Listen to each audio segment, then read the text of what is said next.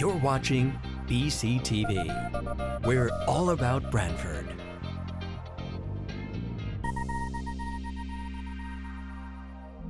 You're watching BCTV, Branford Government Television, a service of Branford Community Television. This program is brought to you in part through the support of the town of Branford.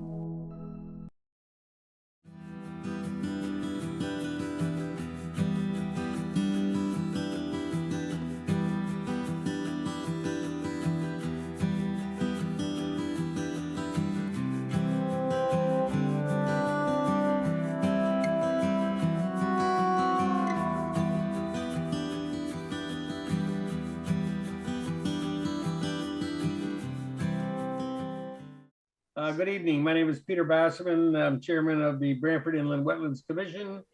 It is April 14th, 2022, 7 o'clock. We are here for a regular meeting of the Inland Wetlands Commission. Let's see, all commissioners that are in attendance are seated. The agenda was posted on the town's website. We have a relatively moderate agenda this evening. Let's see, we are in a meeting in a virtual mode under Public Act 21-2. Speakers, when they talk, please identify themselves each time that they speak.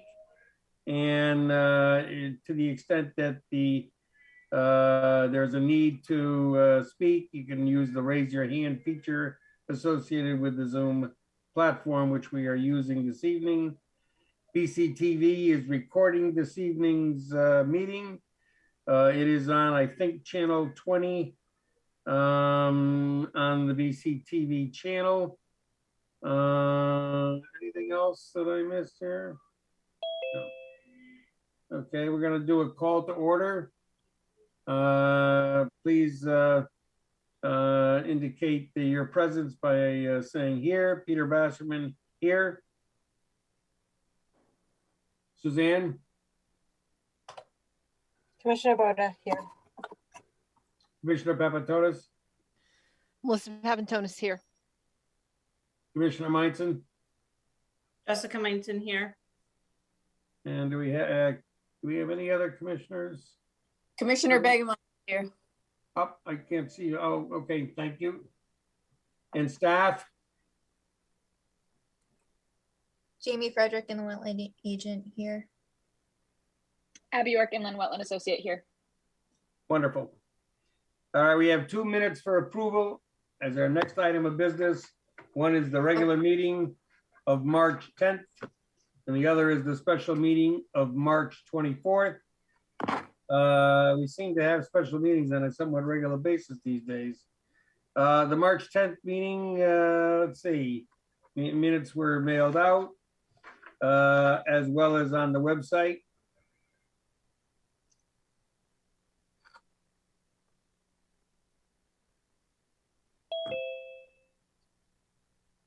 Is there a motion to approve those minutes? Commissioner Boda, I make a motion that we approve the minutes of March 10th, 2022. And can I have a second? Second, Commissioner Papantonis.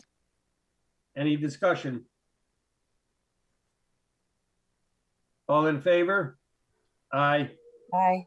Aye. Aye. Any abstains? Aye. Any noes? Okay. Special meeting minutes of March 24th. This was a meeting that we discussed the regulations.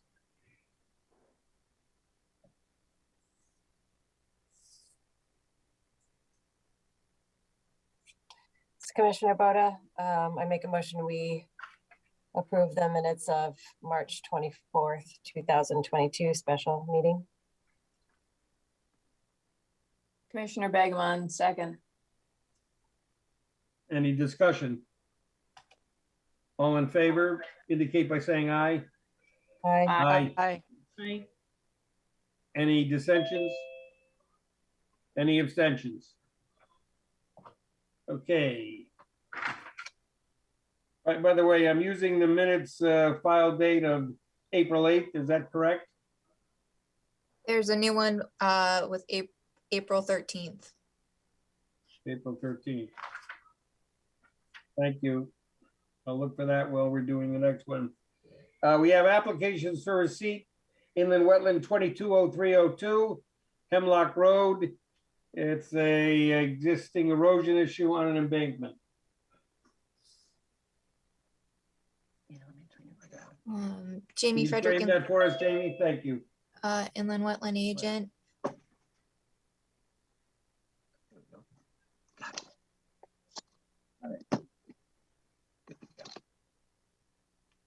Jamie, you muted yourself there. Thanks.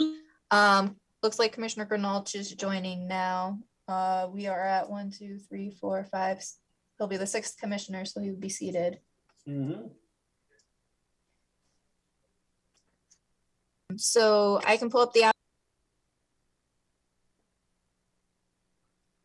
Jamie, you're muted. You muted yourself, Jamie.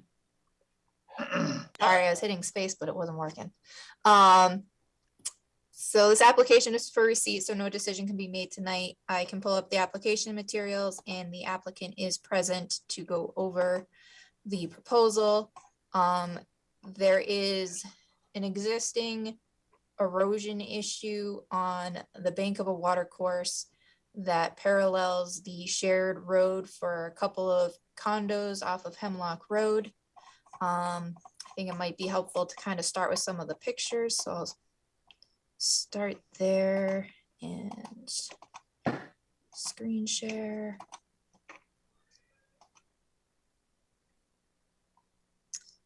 So what you're looking at here is the water course. This is kind of the base of the existing armoring from the drainage outlet. This is the existing pipe and that same, armoring. And what they're looking to do is kind of repair this so that it helps dissipate the energy a bit more. And I believe they also want to armor this area over here to prevent the erosion over here from getting any worse. In this picture, you can kind of see the road is up here. This is the top of the slope, and then it cuts down pretty steep to this water course. Just one more picture from further back. So with that, I don't remember which way the site plan is. Go to the site plan and hand it over to the applicant to kind of discuss what it is they're looking to do.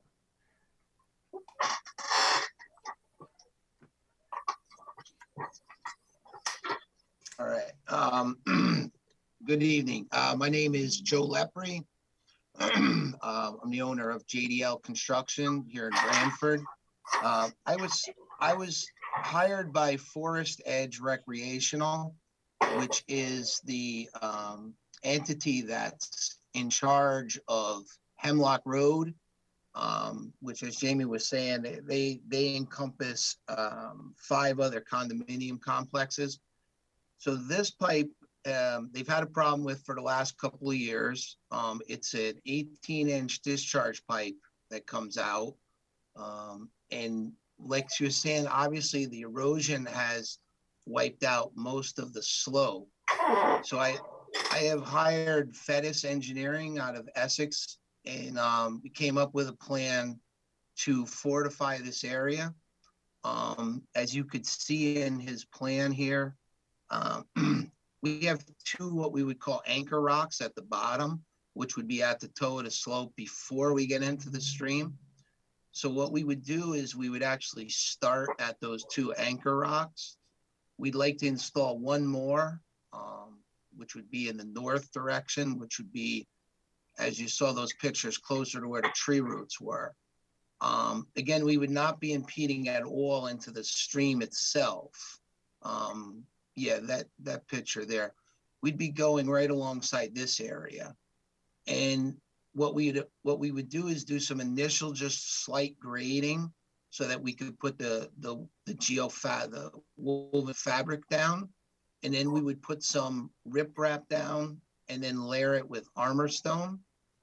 And on the plan, it also calls for mortaring some of the joints, which would eliminate, possible erosion of the actual riprap stone. Our proposal is to bring stone on the north side up to the roots of this tree so as not to impede anything on this tree. We're trying to save this tree, so we don't really want to cover the roots up. So we would incorporate this area with our riprap. But again, we would initially start with our anchor stones with some riprap, then some larger armor rocks, and then topped off with some riprap, which would be mortared in to hopefully prevent any further erosion.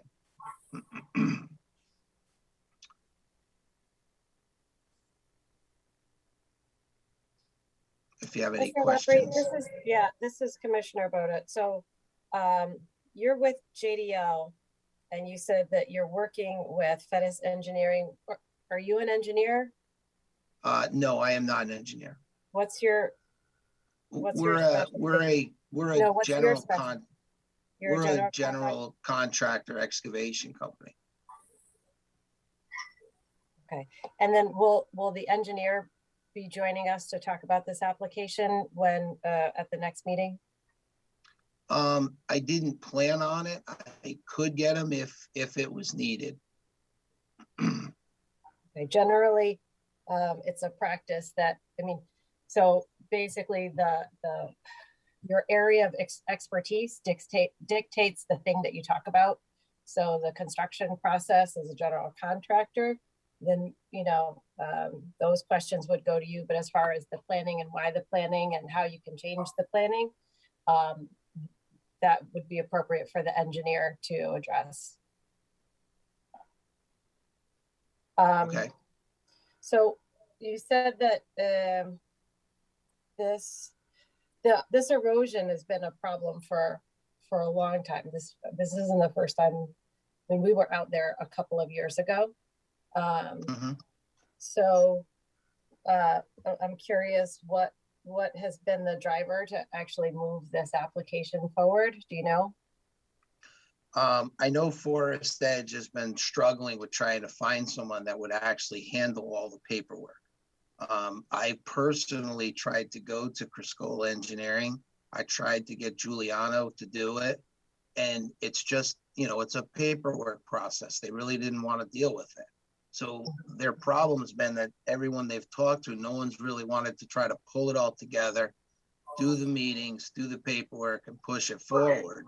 And they got to a point where they realize it's getting worse every year, and they really want to try to fix this. So that's kind of where I got involved. I got involved around December, and I had been working with Fettis on engineering with something else. And after a couple of attempts to get other people local to design something, I had Fettis come out and came up with a plan, and that leads us to where we are today. Forest Edge is trying to do the right thing at this point. They realize they need to do something. There's been a few people at the tree too. They want to try to save the tree. Well, don't they need to try to save the road? Yes, that is another issue. Yes, they do need to save the road. Yeah. And so I guess I would just put I would ask from the engineer if there were any additional plans that were considered beyond really armoring the edge, if there was any way to really try to mitigate some of the intensity of the flow coming out of that pipe. So we're not really dealing with the symptom at the end of the pipe, but to really try to slow down the water that's coming out when they hit a peak flow during larger rains. Right. Right now it is going through 2 catch basins with sumps in them before it gets to this pipe. It obviously has been eroding since, for many, many years. So I imagine this is more of a long-term erosion problem than something just recently that's happened. Yeah, so again, Commissioner Boda, I think I'm glad to see an application in front of us. It's been a problem for a long time. So I am glad to see Farah trying to address it. Options might exist in addition to, beyond, just kind of dropping some riprap and mortaring it in place. That's all. That's all I have. So it sounds like if we have those kind of design questions, et cetera, we're gonna need the engineer at the May meeting.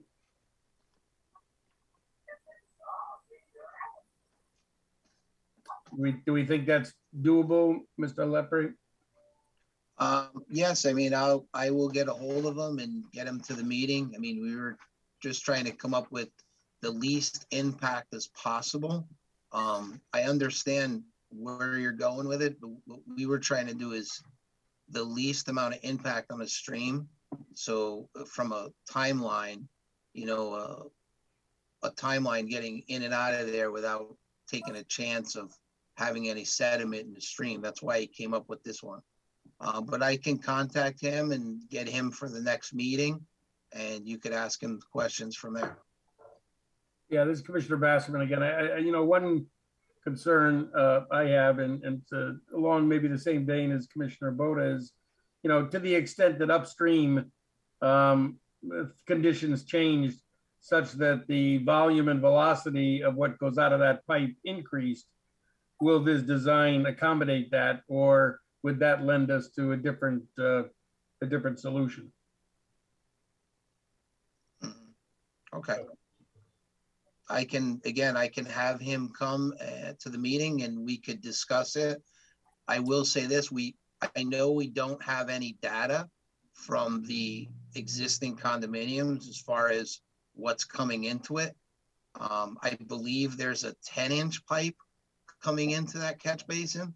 And if you see how the road is designed, the road, that actual manhole is only taking gutter line. Everything else is pretty well sloped down. But again, I could have him come and he could discuss how he came to this conclusion. Great, thank you.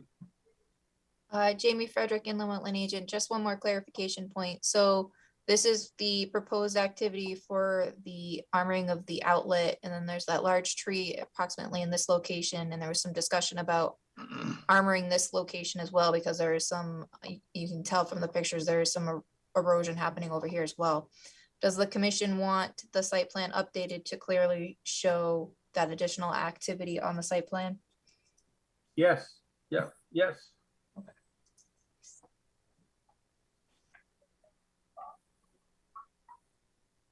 Okay, we can have that added. It's not a problem.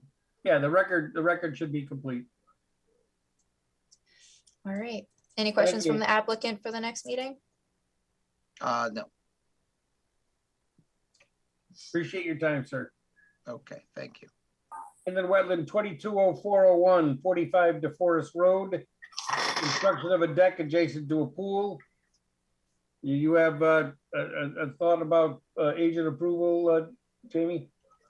Jamie Frederick, in the Wetland Agent. Yeah, I think this is a prime example of an agent approval. There's an existing above ground pool. And they want to add a small deck. I went out to the site today, so based on the time frame, it was on the agenda.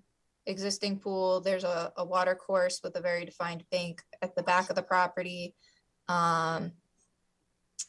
Deck is within lawn area, and I did take some pictures of this is where the back of the deck would be, and then looking back towards the water course, so it's not near the bank. It's about, I think, 50 feet away from the water course, and the only disturbance is the footings. So it's only on here because I just got the application yesterday, I believe.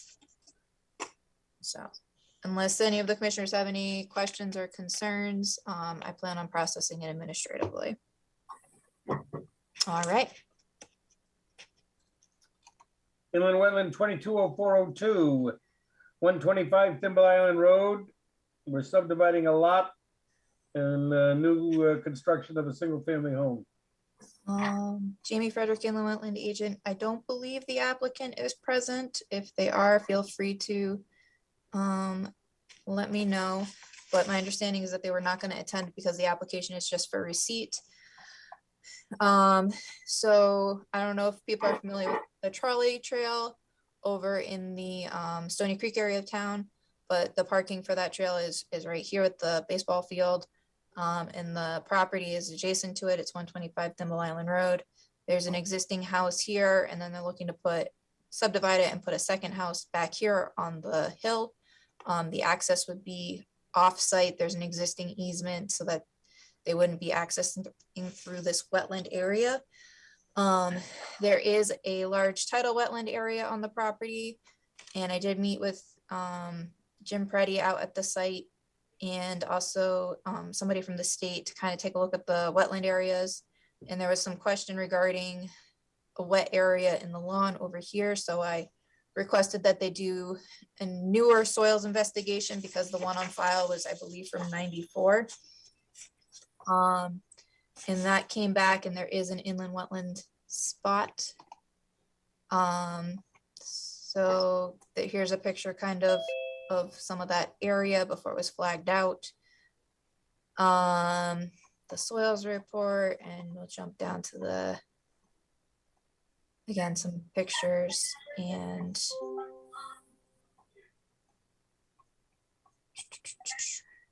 the site plan with the soil scientist sketch of the wetland area. This area over here is tidal wetland, and then this area is inland wetland. And then here's the site plan.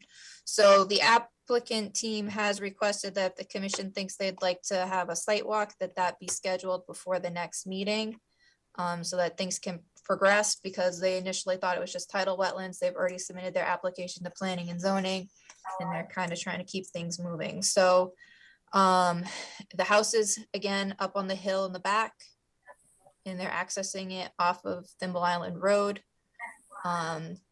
Septic leaching field. This leaching field is a reserve should this house need to replace their septic system. And then they're proposing the utilities would come in between the tidal wetland and the inland wetland within that existing lawn area. There's a bit of a berm area that's built up, and these utilities would come in through here for the new house.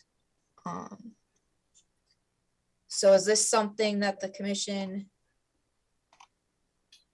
thinks they'd like to do a site walk for? I mean, there's a lot going on this site. I would say if we don't do a site walk on this one, no, I think it's very appropriate for a site walk. Any thoughts on whether you want to do it the Saturday before, or if you want to do it the Wednesday before, or any other time? Late enough out that we could do an evening if people would like. You're talking about the 12th, before the 12th? Yes, before the May 12th meeting.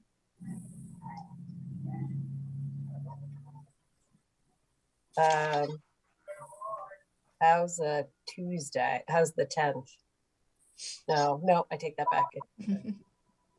Sorry. Maybe the 11th would work. I definitely cannot do the 7th.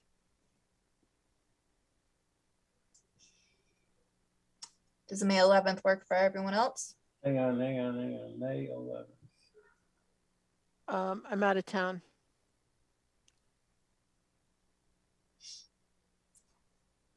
Yeah, that works. You want to maybe try and do the Wednesday or the Thursday before, or? That's the Wednesday before. I mean the week before, so the 4th or the 5th. The 4th or the 5th.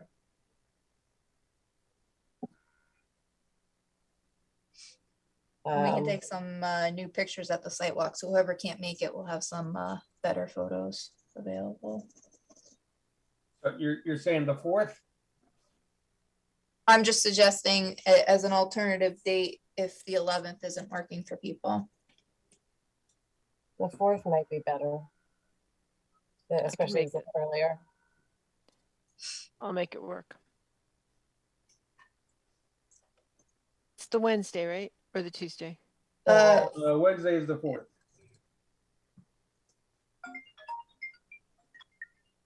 The Tuesday would work just the same, if that's better. No, Wednesday's better. I just making sure. Is that like 5 o'clock?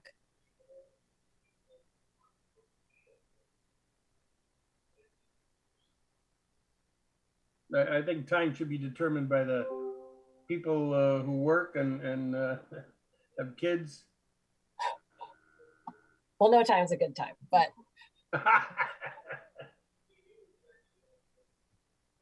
5 o'clock is there's a little window. So Wednesday, May 4th at 5 p.m. Going once, going twice? Yeah. Okay, Let's say tentatively that, and then if there's another site walk, then we can adjust, but hopefully not. okay. And I assume on the meeting on the 12th that Mr. Purdy would be present? Yes, I believe so. He just didn't attend tonight because it wasn't going to be actionable. It was just for receipt. And do we know, or can we, I guess, assess whether we need a soil scientist at the meeting as well? I think that's up to the commission. Currently, as is, I believe that there's no planting or mitigation type plan. They originally, the easement area was bordering this property line, and the utilities would have gone directly through this wetland area. And what they've done is they've rerouted it through the berm area to try and avoid any direct wetland impacts. Going back to the soils report real quick.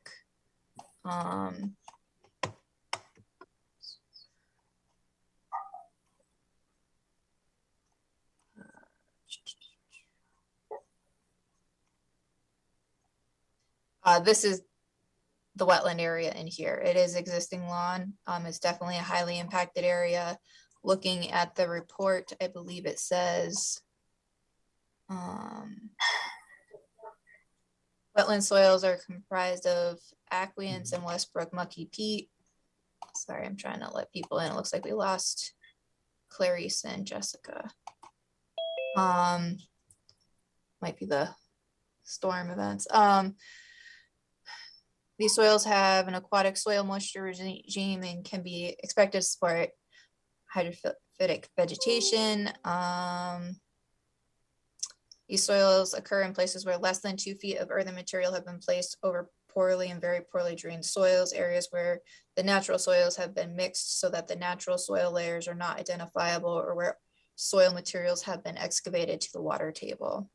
This is Commissioner Bassman. Jamie, I guess there's no dispute, because I thought you had said that they were not aware that there was inland wetlands on the property. Yeah, so the inland wetlands that were flagged, those were flagged recently within the last month or so. So they did the additional research, and we now have that wetland information. So the question is, if the commission has any questions or concerns for the soil scientists regarding the proposed activity, then I think it would be beneficial to have him attend. But we have a recent flagging and we have a soils report, so yeah, we're probably okay. All right. Okay. Okay. All right. Any other questions on that one for now? No. Next up, inland wetland 220403 10 Ashman Court. Construction of an above ground pool and deck. Again, we have a possible agent approval. Jamie Frederick, inland wetland agent. I don't remember off the top of my head. I talked with the owner a while back. They're interested in putting an above ground pool and kind of modifying their deck a little bit.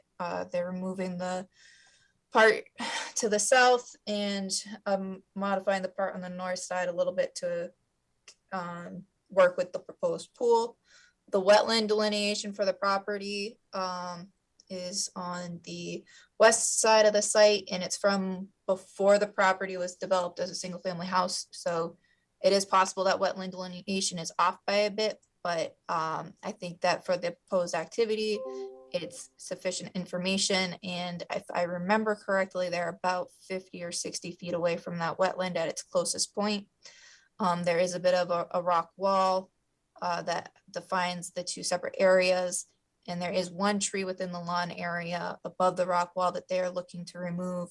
But otherwise, it's just bringing in a little bit of sand material to level out the pool area.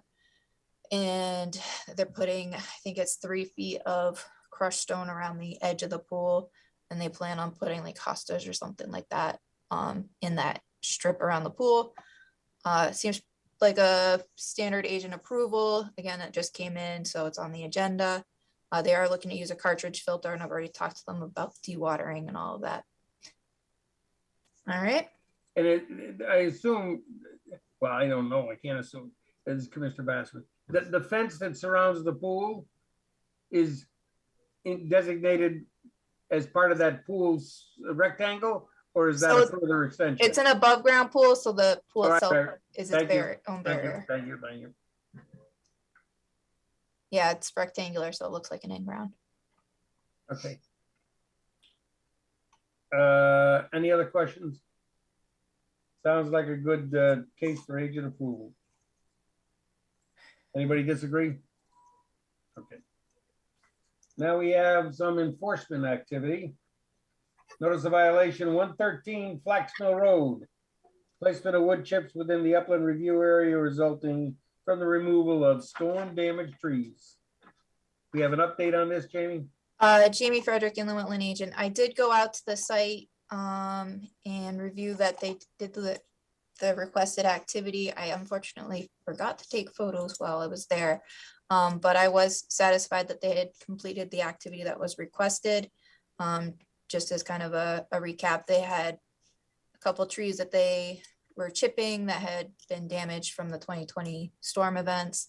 And basically they were requested to thin out the wood chips so that they were no thicker than 2 to 3 inches and pull it away from the base of trees so that the trees wouldn't have any negative impact.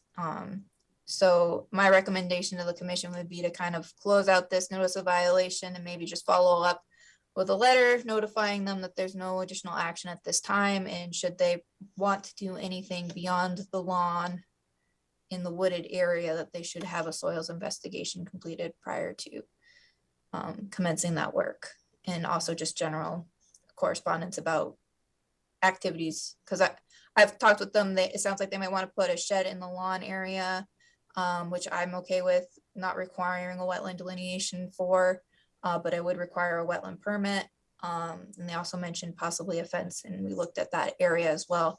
And I think that again could be a wetland permit without necessarily requiring a delineation, because it's all within the existing lawn area, and I don't expect it to have much of an impact at all. So This is Commissioner Bassman. There's quite a bit of timber on the property, felled timber. This is the one across from Cafe Fiore, right? no, this is the one on Flax Mill Road, so it's almost in North Branford. Oh, So I turned my there page. I'm probably sorry. was a decent amount, but he has Not anymore. he has a wood burning fireplace in his house, or something that burns wood. So he's using a lot of that for heating purposes, and then he was also chipping some of it. So basically, by the time that I found out about this, it was in the final cleanup stages. So Okay. and he's gotten a lot of different correspondence about every single type of thing that we regulate. So he should know moving forward. Does any commissioner feel that this is not appropriate to lift the NOV? No, this is Commissioner Boda. Thank you, Jamie and Abby, for moving it forward. And it's nice to be able to close one out in a reasonable amount of time. All right. Okay, now 7 Featherbed Lane and 391 East Main Street. Excavation of the water course. You have an update here, Jamie? Yes, so this one is the one across the street from Cafe Fiore. And this is pertaining to the excavation of the water course, not the cutting of the trees. And so we did receive a report from the soil scientist with a planting plan. He's proposing that they plant plugs and then seed the area between the plugs to make sure that there's full coverage. So New England aster, hop sedge, tussock sedge, Joe Pye weed, soft rush, path rush, blue flag iris, and cardinal flower, with 2 feet spacing, 25 of each, 2-inch plugs, pretty standard for what we see. And then he's proposing the New England Conservation Wildlife mix to cover the areas that have been disturbed. And the planting and seeding would occur after gentle hand raking of the disturbed areas to kind of prime the soil for the plantings and seeding. I think it's going to address the concern that the commission had of stabilization. There was a previous correspondence with the property owner regarding the tree removal, and the commission didn't require any planting plan at that time based on the previous soil scientist report, because there was English ivy still, there's mostly English ivy still covering a lot of the ground and holding everything stable. So there was no erosion concern at the time. And then one of the neighbors had a drainage concern relative to a pipe that ran behind the property. And that's why the water course ended up getting excavated, and we're reviewing this plan now. I think that the property owner who did not conduct either set of activity might be interested in planting some trees to replace some of the impact of the tree removal. And I told him that generally speaking, that the commission would be favorable to that. He was concerned that the commission didn't want any plantings because you didn't require a planting plan. I told him that wasn't the case. And if he was interested in planting, that was likely something I could review administratively because it would be a positive impact. And as long as he's not looking to put them in the water course, it's not in the wetland, and that's something I could review. So it's possible he might come up with a planting plan less formally for down the road, or that he might try and see if he can get some of the trees that were removed replaced by the person that removed them. I'm not sure, but I just wanted to make sure he knew he could replant trees if he wanted to, but that is not part of this proposal. And then the other thing I wanted to mention is the Director of Public Works mentioned he had a couple of trees and he might try and put some street trees along Featherbed in that area to try and help restore some canopy and whatnot. So it's a possibility, nothing's promised. This is Commissioner Broda. I mean, I wouldn't want any like Norway maple or Bartlett pear, Right. any of those other trees that are not going to be helpful. I mean, given what's happened on the property, I think anything native would be okay. I wouldn't want one of those trees in there. Sure. Yeah. And I don't remember what the trees were that Public Works had, but I believe they were native trees. I just don't remember what. I want to say they were oaks. And then I would want to see whatever plantings he was proposing for that area, but assuming they weren't Norway maples or the like, I don't see any issue. But yes, good point. This is Commissioner Bassman. Who was actually doing the work? I mean, which property owner for the street bank restoration? Is that 391? So 391 is where the activity is. This is where the water course is, and there's a I think it goes behind these, right? These 4 properties, I think. Yeah. 7, 9, 11 and 7, 9. Yeah, right. 11 and 13. Yeah. Right. And so I believe it was the property owner at 13 that did the activity. I don't think anyone's here for this. If anyone is from the public, you can let us know. He essentially has a yard drain, which is a full-size catch basin in his yard. And I did go out to his property and I do have some pictures. I met him out there after our last meeting. And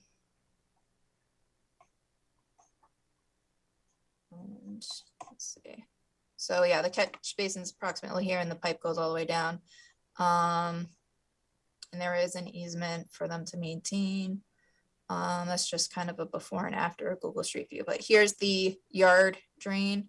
And you can see there was standing water because it just wasn't draining. So I did have a conversation with him about checking the pipe. If he needs to adjust the pipe because it's settled or whatever, then it might require a permit. If it's a matter of just cleaning the pipe, then that might be something he can do as of right activity per the Connecticut general statutes, but I haven't heard anything back. I don't know if he's had the investigation done yet or not. So I understand that there's no proposed activity at this time. Okay. So is the commission satisfied with the planting plan and for the stabilization of the disturbed banks? Just go right back to the report real quick. So this is kind of the area for the planting and seeding that is being proposed. Any questions or concerns? I guess the one thing I thought is, it does say something about the contractor guaranteeing the plantings for 1 year. Does the commission want monitoring to extend beyond 1 year, or is 1 year follow-up? So this is Commissioner Boda. I mean, I think generally, you know, we look for, I would just do what we typically do, which is just to get a report on it every year for about 5 years and look for that 85% survivability. Agreed. Okay. I mean, especially since we really don't know the condition of what's going to come out of that pipe over that period of time. So I'd say let's hope that this density that we're talking about for the mitigation plan, you know, has enough survivability in the event that there is additional erosion. But I agree. I think we need monitoring. Right. So I think it's typical for 3 to 5 years on this kind of thing, because if 3 years is enough, then the commission says, okay, that's enough. And if not, they say, no, let's keep going till 5. But it kind of gives you the ability to say at 3 years if you're satisfied. Do you want me to follow up with kind of that flexibility? I think, so there's 2 things. One, the bank is staying stable without the vegetation, but I'm not going to count on that long term, which is why we're requiring this plan. And I think with the fact that they're using plugs in a seed mix, it's more likely to kind of take in that 3 years. But I think if you say 3 to 5 years, it still gives you the flexibility to go up to the 5, but not necessarily be held to the 5. If you want, I can say 5 years. I just thought I'd throw that out there. Commissioner Papantonis, Jamie, I have a question. Did I understand you to say that the property owner's working with the contractor that negligently cut down the trees to replace some of them himself? No. I'm saying that he mentioned something about trees while I was out there, and he seemed kind of bummed because he was under the impression he couldn't plant trees because the commission didn't require a planting plan.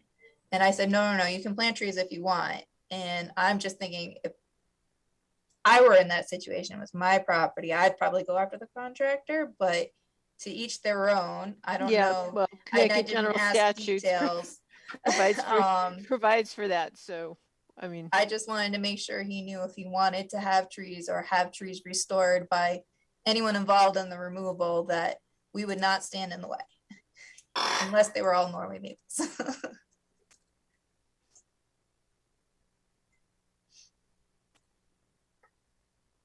I'm okay with 3 to 5. The 3 to 5 is fine. Yeah. Okay. And I'll just mention, unless the commission has any concerns, I'll just mention that if he wants to restore some of the trees with that were removed with native trees, that he can submit a plan for review by inland wetland staff. And yep. Are they and Jamie? This is Commissioner Boda. I saw the list. Does that include monitoring for invasives? Does that mean that looks like a prime spot for a whole lot of So, mustard. yeah, I don't think the September. report really requires any monitoring to be, and another thing is maybe we can start off with some monitoring by the soil scientist and then it can switch over to town staff or something like that. I think the only thing it says in here is all plant material guaranteed by contractor to remain alive and healthy for 12-month period. So essentially, I think what the commission would be doing is approving this planting plan with the addition that the soil scientists monitor once a year for 3 to 5 years for survivability and invasive species management recommendations to be implemented as recommended.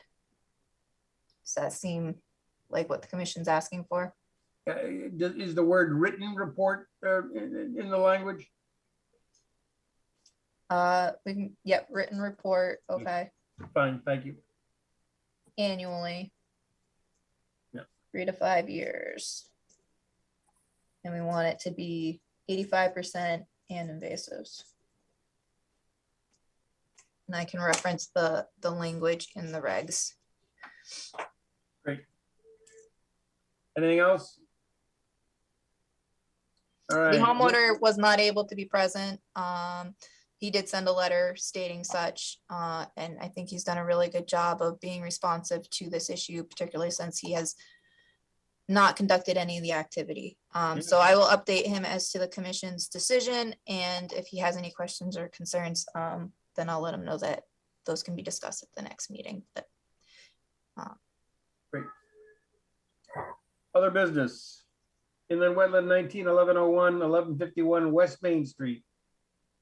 The permit modification request. Jamie?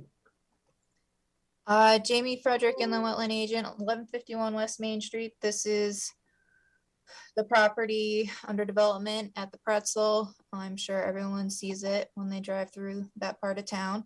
There is a representative present to go over the changes.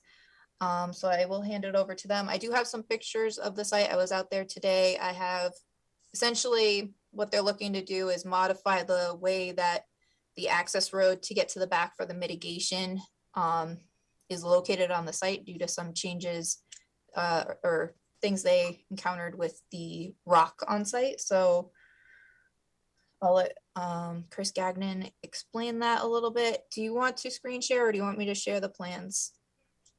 I also had some photos and plans, but if you were out there today, feel free to throw those up. And if what I have helps out, we can do that too. But I've been following along with you sharing and it's been working wonderfully. All right, well, I'll start off, I guess, with screen sharing. And then if you want to get into pointing some things out, we can switch over to you, especially since my ability to do fine-tune stuff right now is a little complicated. Well, good evening, everyone. For the record, I'm Chris Gagnon. I'm an engineer with BL Companies, 355 Research Parkway. And what we have in front of you, yeah, that last one that you just had, Jamie. So I've got a couple different versions here. I've got the proposed one and the originally approved one. Which one do you want to start with? I think that we can go with the proposed one and then we can go back to the originally approved one. And then Jamie, this is Commissioner Butter, would you just zoom? I'm trying, I'm sorry. As soon as you can, I know, just. I've got carpal tunnel and I have a new system here and I'm struggling. Sorry. All right, I think. So, nice to see everyone. There's a few old faces, a few new faces. What we have in front of you today is a proposed revision to the access that we need to get to the back so we can continue to monitor and report and, if needed, repair or maintain the wetland mitigation area, which we have constructed in the back. While I'm on that topic, and while you guys were just discussing it a few minutes ago, it's actually Matt Davison, is contracted to go out there.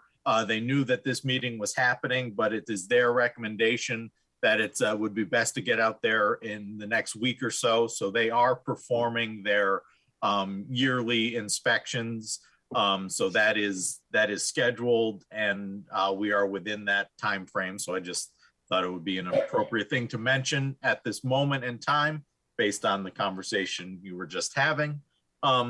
So originally, we were intending to drive around the back of what is going to be the Aldi's supermarket to access that. It was a nice short run, and it brought us right around back to where we needed to go to access the wetland mitigation area in the back.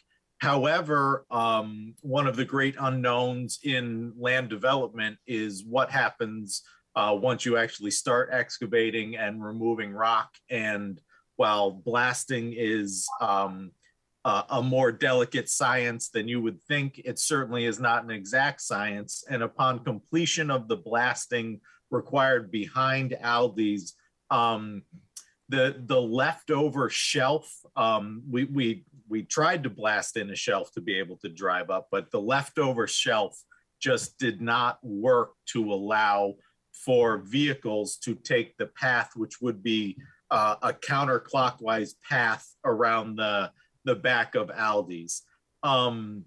So the proposal now is to essentially use the haul road that they've been using for construction to essentially leave that in place and to use that as our access up to the mitigation area in the back. So what I'm essentially discussing with you right now is to try to maintain in place, leave in place the site conditions as they are.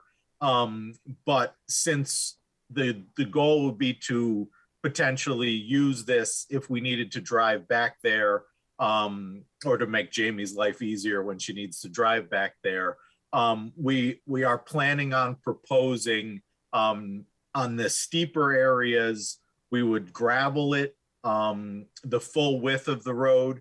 And then in the flatter areas, we're just proposing 2 tire tracks of gravel to try to minimize the amount of gravel up there. And in between and around all of that, we would be topsoiling and planting with our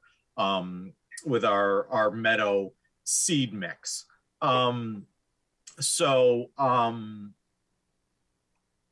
this plan kind of depicts the steeper areas where we'd be doing the full depth, and then where it's fairly flat is where we'd just be proposing the tire tracks. And I think it's depicted fairly well on the plan set. So I think some important things to note for you folks, when we set this up to use it as the haul road, we laid out the limit of disturbance as was approved in the plans. And the so this haul road does not, this existing road, this work that we were doing here does not alter the limit of disturbance in any way in relationship to the wetlands or the adjacent properties, and still allows us to place the berm that we're required to replace to make sure that this wetland area up at the top of the hill can still impound water as it was required to do in the past. And so I just think one other thing to note, so Jamie, if you could click to the previously approved plan set. So originally, the based on the previous approved plans, we did not think that there would be an opportunity to be able to get up and around the rock cut area because of the, as you can see, proposed steep slopes between the top of the rock and the limit of disturbance. However, when all was said and done with the blasting, the top of the rock cut is between 4 and 6 feet higher than was anticipated. So again, back to the very first kind of comment here that even with the site where we've done very thorough geotech throughout the site and throughout this project's life, you still don't know what's going to happen once you actually get in there. So so the top of the rock cut is actually a few feet higher than was anticipated. So the steep slope that we thought we were going to have from the edge of the LOD to the top of the rock cut, which is reflected in the contours shown here, that actually doesn't exist out there. And the top of the rock cut is at a much closer elevation to the existing grades at the LOD, which allows us to put this road in. So with that, I realize I maybe made a bunch of assumptions that everybody remembered this project, but that's kind of the general rundown. And before I either go any further, I would certainly open it up if there were any questions or if anything I've touched on at this point is confusing people or you'd like me to expand on. I think it might help if I share some pictures too of the areas of concern. Yeah. So this isn't part of the area. What are the kinds of vehicles that would be going down this Hall Road or back to the mitigation area? So it would either be Jamie and Abby going to inspect the mitigation areas, or say a tree dies and they need to install a replacement tree next year. It would be a small Bobcat or a pickup truck with a tree in the back of it to get up to the mitigation area, so they didn't have to drag the tree across the ground. So it's really just for inspection and, if needed, maintenance of the mitigation areas. We wouldn't put a road in at all if we didn't have to get back to the mitigation area. So it's I would define it as a mitigation access road. Of relatively lightweight vehicles. Yes, sir. So this picture is showing the corner that the road was going to go behind the Aldi building. And this is the rock area that Mr. Gagnon was mentioning wouldn't be conducive to bearing vehicle traffic. I took that picture because I was telling him to put a silt sack in it. So again, and then you can kind of see in the distance where the cones are, this area right here, this is kind of where the road is, and it goes behind this rock back down to the mitigation area. This is the road that is existing that they're hoping to kind of utilize and round out the grading and improve for the access. It goes along the edge of the site here, along the limits of disturbance. And then right here, this is the wetland area. And so given the proximity to the water course, I really wanted to make sure the commission was reviewing this activity and didn't have any additional concerns that you wanted to have addressed. That's the osprey platform that has been installed. And then the mitigation area in the back that they're providing access for. Commissioner Basserman, Jamie, any concerns on the stormwater, especially around curves on this access road? I guess if it's spilled over, it's going into the wetland, correct? In that curve? The wetlands on the left there? Yeah, the wetlands on the left here, you can see like the stakes for the silt Yeah. sock. And then it's the wetland immediately adjacent because there was water course here that was removed as part of the rock cut. And at this point, the road access. I think a lot of it is ledge. And I believe I had asked about vegetation between the road and the wetland area, and I believe they're putting in a conservation seed mix on the shoulder, if you will. I'm not sure if Mr. Gagnon has any additional comments. Yeah, this is thinking about the pitch on that road. Yeah, yes, sir. This is Chris Gagnon from BL Companies. If you pan over to the cross section, Jamie, a little to the right. So this is a cross section looking from the back of the site to the front, and it would be our intent to just slightly grade the road so that it is pitched away from the wetlands in this area and then goes down the rock face. And then we have a very significant, you can call it a swale, you can call it a rock catch, whatever you want to call it. But there is at the toe of the rock cut, there is a way to convey water into the stormwater system. And with the previously approved design, with what used to be a steep slope, all this proposed runoff was directed in this direction in the previous design. So Jamie took some wonderful pictures, and it looks like in that picture it might be pitched back a little bit towards the wetlands, which is a good catch. It is our intent to just slightly feather the road so it is not pitching towards the wetlands, but pitching in the direction of the previously approved runoff.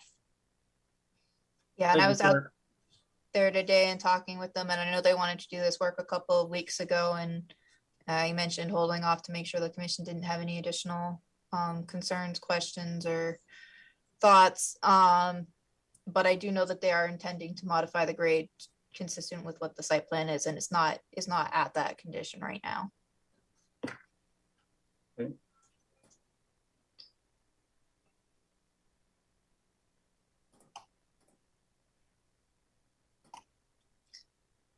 Any commissioner feel that the permit modification request is not appropriate? So just a clarification. So this is Commissioner Boda. What is the proximity? I mean, from that road to the water course, you said? So right here is the proposed access drive in the wetland. Well, so this was the wetland before they did any impact. And then this was the approved limited disturbance. So this was to become the edge of the water course upon completion of the project. Yeah, there's Chris Gagnon again, BL Companies. This whole pocket up here at the top was considered a water course. So it was holding water. I don't think it necessarily had the I don't remember exactly, but I don't think it was called out. It was delineated as a wetland. That's the word I'm looking for, delineated. I don't think it was delineated as a wetland, but it was delineated as a water course. So that's what it was called out. And yes, Jamie accurately mentioned that you can see the old limits of it before the development, and we are respecting the previously approved limits of disturbance and approved size of the wetland area.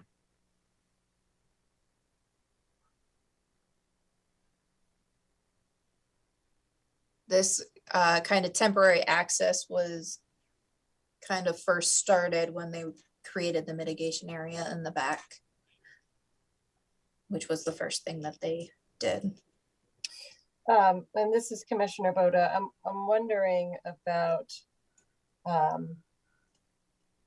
a kind of a road like that and how would prevent others, I suppose, from using that to just go back and hang out, drop stuff in.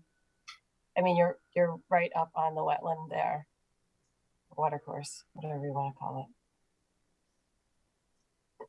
So, Chris Gagnon again, BL Companies. Are you talking about this water course or the mitigation area in the back? I think. No, go ahead.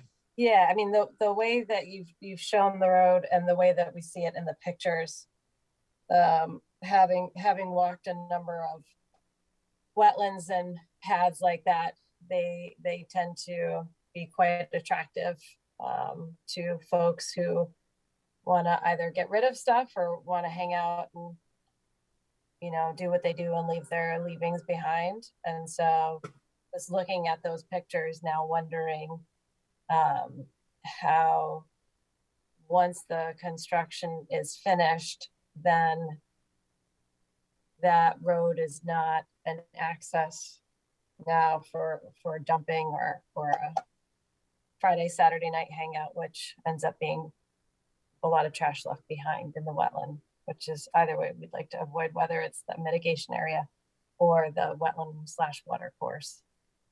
So we're proposing a fence along the top of the rock cut. However, the fence will end.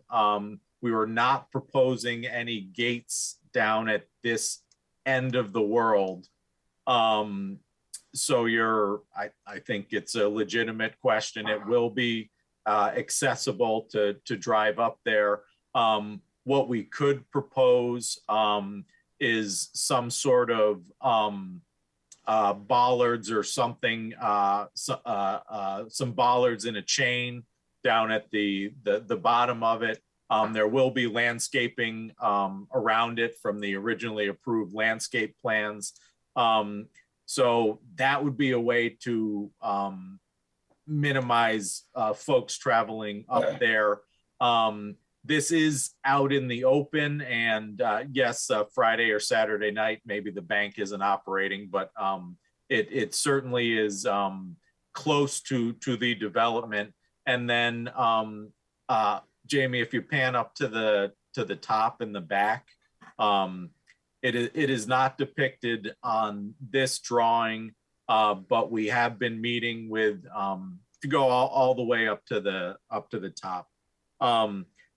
At this throat here, that goes in between the two large ledge outcrops, we are contemplating proposing a gate right here so that access to the mitigation area and the tracks will be cut off. So it doesn't address this gate doesn't address your legitimate concern, Commissioner Bodo, with the with this front wetland area. But I think the more attractive nuisance out in the back, which is hidden away, we are going to propose a gate to close that off, so we won't have direct vehicle access to the back. And I think that if there were a number of cars, you know, parked up on top here, where you'll be able to see it because it's at a higher elevation, this is not going to be tucked behind anything. You know, the fence is not a privacy fence; it's a protection fence from the ledge. So, you know, you won't be able to be up on this high ridge and be hidden. You will be out in the open. So I don't know if that addresses your comment 100%. I think it maybe gets halfway there. But just curious to hear your thoughts to that response.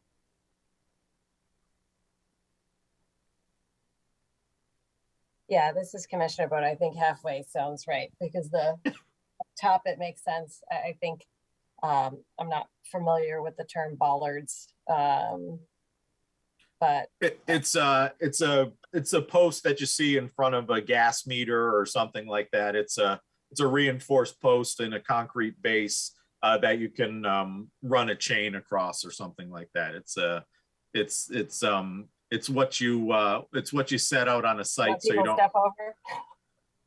Well, yeah, no, we were talking about vehicles, but it's a bollard is something you put in front of a transformer so people don't smash into it. Yeah. Yeah, I mean, I think if it would be good to think about what other mechanism might, whether it is some landscaping or a structure, because like I said, having walked a number of wetlands that are off on the side, that tends to be where things end up getting discarded, or people like to hang out and then still discard stuff. And I think, we want to continue to protect the resources that remain on site. Yeah, Jamie Frederick, and the wetland agent. I do think it would be good to put something down this end to try and stop vehicles from coming up too, because as you said, it is definitely more hidden in the back, but I think that there's enough vegetation in here and this area's been completely disturbed and is wide open. So I wouldn't be surprised if there's a place where you could park a car and somebody wouldn't necessarily be able to see it from the street. I don't know if the condos would be able to see it or not, but I do think that there's still areas that would be enticing to some people. I would be happy to, this is Chris Gagnon again. I'd be happy to consider some sort of way that would limit vehicles. I think that we'd be,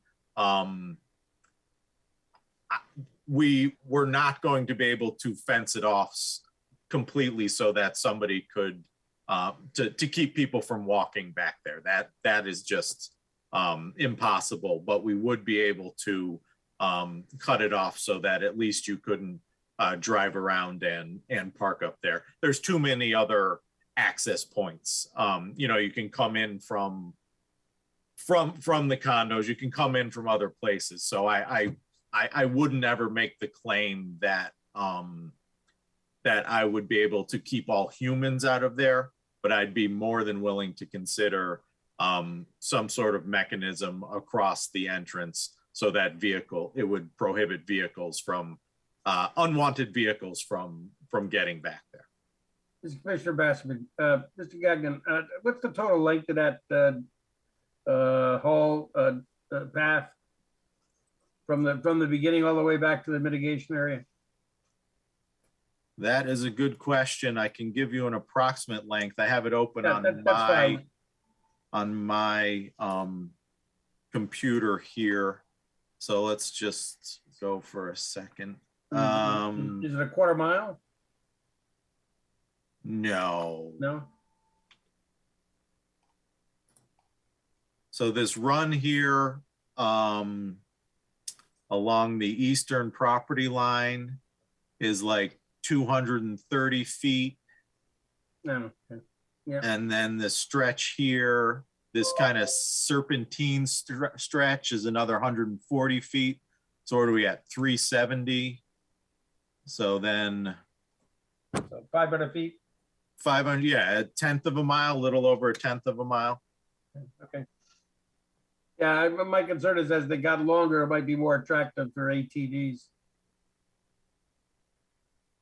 And we don't want those kicking up the gravel and whatever. So whatever you could do to minimize that would be great. Understood. I'd be more than happy to consider a access restriction feature at the bottom for sure. And Commissioner Boda again. So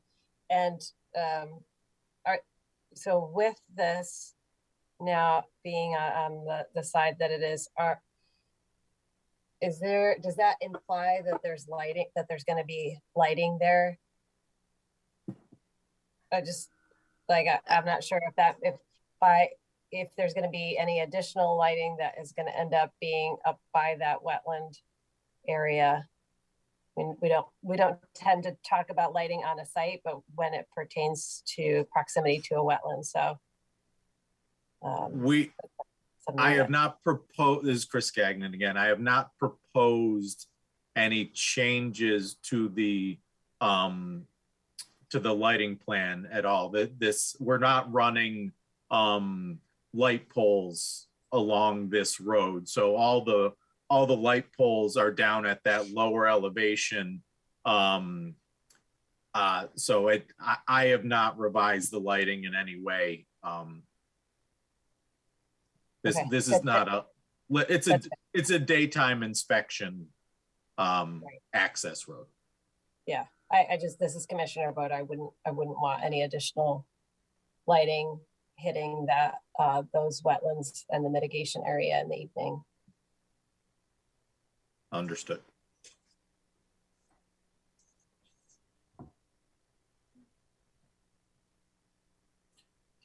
This is Chris Gagnon again, and I don't know if I made the point earlier.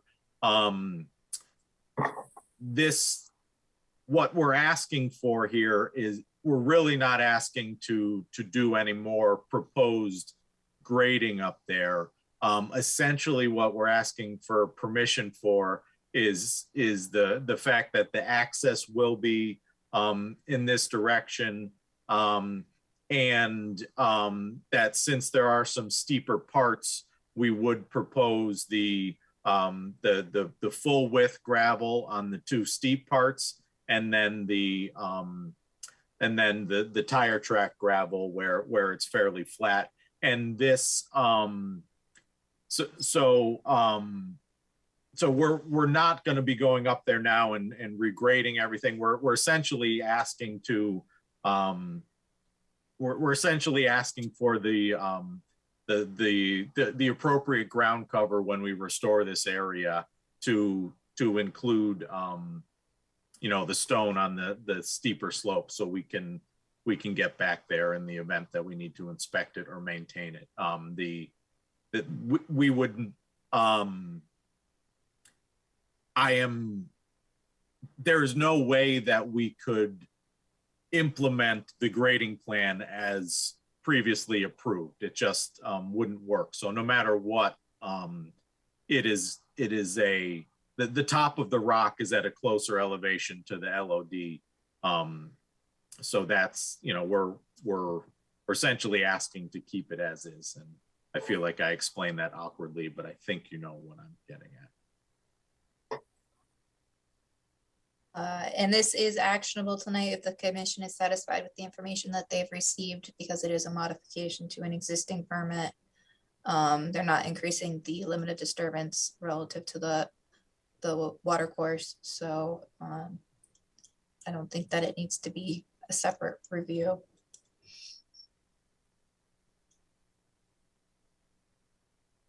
I'm satisfied. Although it is our practice on modifications to take a motion and a vote.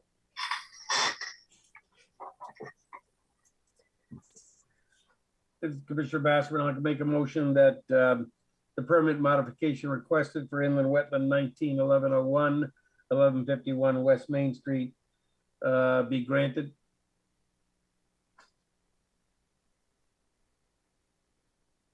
This is Commissioner Boda. I'll second and would offer a friendly amendment that we would look for the applicant to include the barrier fencing that we discussed in the meeting to limit access to both the wetland water course and the mitigation area. Amendment accepted.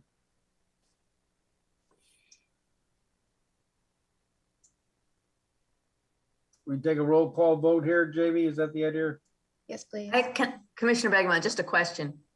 In the discussion, talked about a gate, not fencing, and the applicant talked about how it can't fence it. So I don't know if that particular word matters, but in case it does, I thought I'd bring it up. A barrier. barrier, to limit vehicle Sorry. access. yeah, exclusionary device. Thank you. And this is Chris Gagnon again. I think we have two areas in question. We have in the back, which will be a gate / fence in the back, and in the front will be some sort of barrier. So there it is.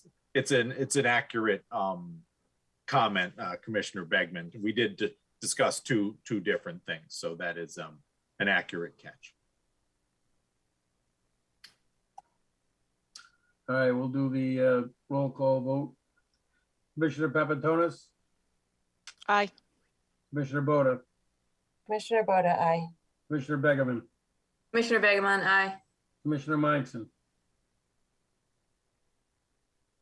You're muted. You're muted.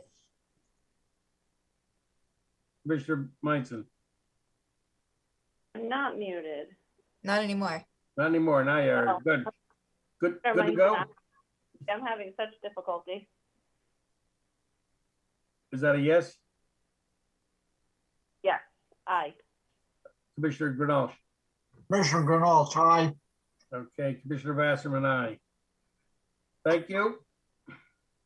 I appreciate your time. Thank you, everyone. You got it.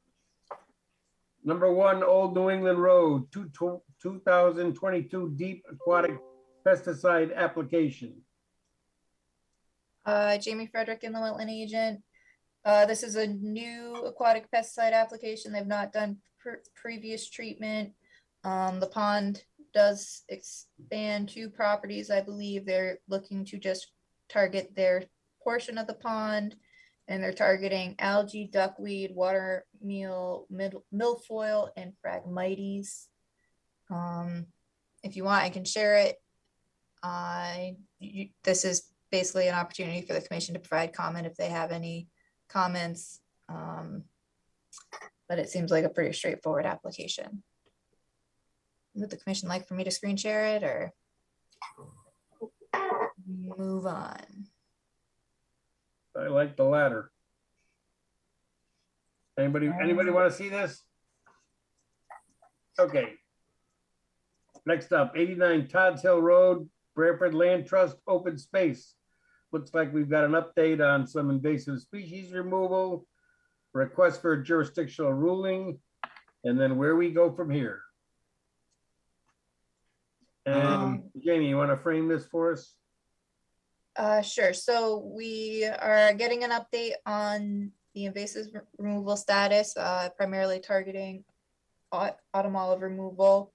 And then there is a request to ultimately, I believe the goal is to convert the existing meadow type condition to a native meadow condition. It's a highly disturbed site. As I'm sure you can all recall, there's 2 ponds on the site and some drainage ditching, and there's also random yard drains throughout the property. So I think what they're looking to do essentially is kind of do a pilot study, one area in the upland area and one area in a wetland area, with some seed mixes that they've put together with Ernst to see how that goes. And they want to know if they need a permit to do that activity, either on the pilot study scale or on the full site scale. And then I think they also want to talk about some of the future trail work that they want to do. So I can hand it over to Bill Horn to go over. And Bill, I can either screen share, or if you want, I can allow you to screen share.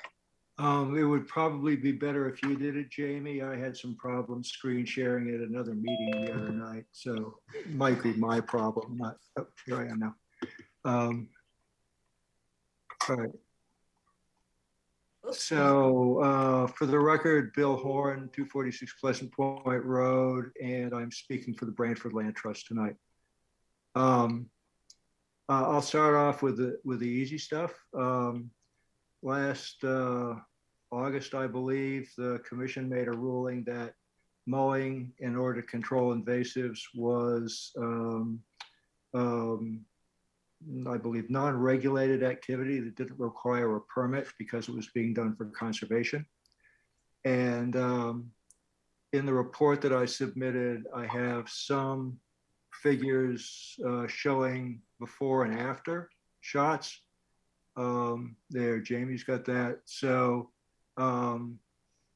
the top two pictures, figure one, is on the west side. If people remember, there's an upland area directly behind the original house on the property, running from there back almost to the pond. And these pictures are to the west of that. On the left, we have before. You can see it's largely grassy, but we've got a bunch of small autumn olives that have popped up. And the photograph on the right is not exactly the same area, but I mean, it's not exactly the same view, but it's the same area. And it was mowed with the bush hog set for 6 inches. And by and large, all of the small shrubs were eliminated.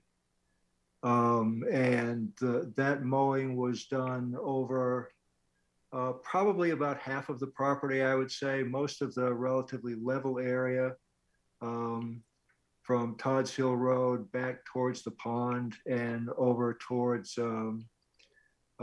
Cherry Hill Road. There are a couple places that were a little bit wet and soft. The person who was running the ATV is quite experienced at that, and he was keeping an eye on it, and he avoided anything where it looked like he might be leaving tracks. So, and we haven't gotten to it yet. We'll probably attack those remaining multi-floor rows, mostly with the walk behind bush hog that the land trust has when things dry out a little bit more. The next set of photographs were taken from Parish Farm Road. This is an area that is upland at the base of the hill down from Parish Farm. There is some wetland soils. The before, you can see that there are varying degrees of infestation with mostly autumn olive. The land trust has a work crew that does trail maintenance and field maintenance, and they've made several visits to the site, working for 3 or 4 hours at a time. And the first picture, the picture on the left, is taken from about the same place on Parish Farm Road, looking a little bit more to the north. And you can see that it's been cleared of the autumn olive. Those, you can see brush piles in the distance. There's probably 8 or 10 large brush piles. There were a lot of autumn olive there.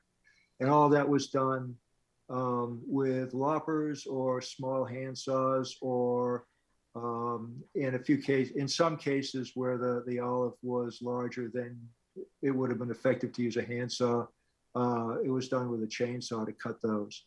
And all that material was collected and piled up. The photograph on the right, I'm sorry it's at such a distance, but it's basically looking back up towards Parish Farm. And you can see the generally open area between where I took the photograph and Parish Farm. The more level area that is quite wet right now, or let me say squishy when you walk, is generally clear of the invasive. So we don't anticipate having to do a lot of work there. And then the slope running up towards the road is where all of the brush piles are. So that's the progress report. I will add something that I didn't think to include in the report. At one point in the late summer, when we were out with people from the Conservation Commission, Patrick Sweeney, who's a botanist on staff with the Peabody Museum,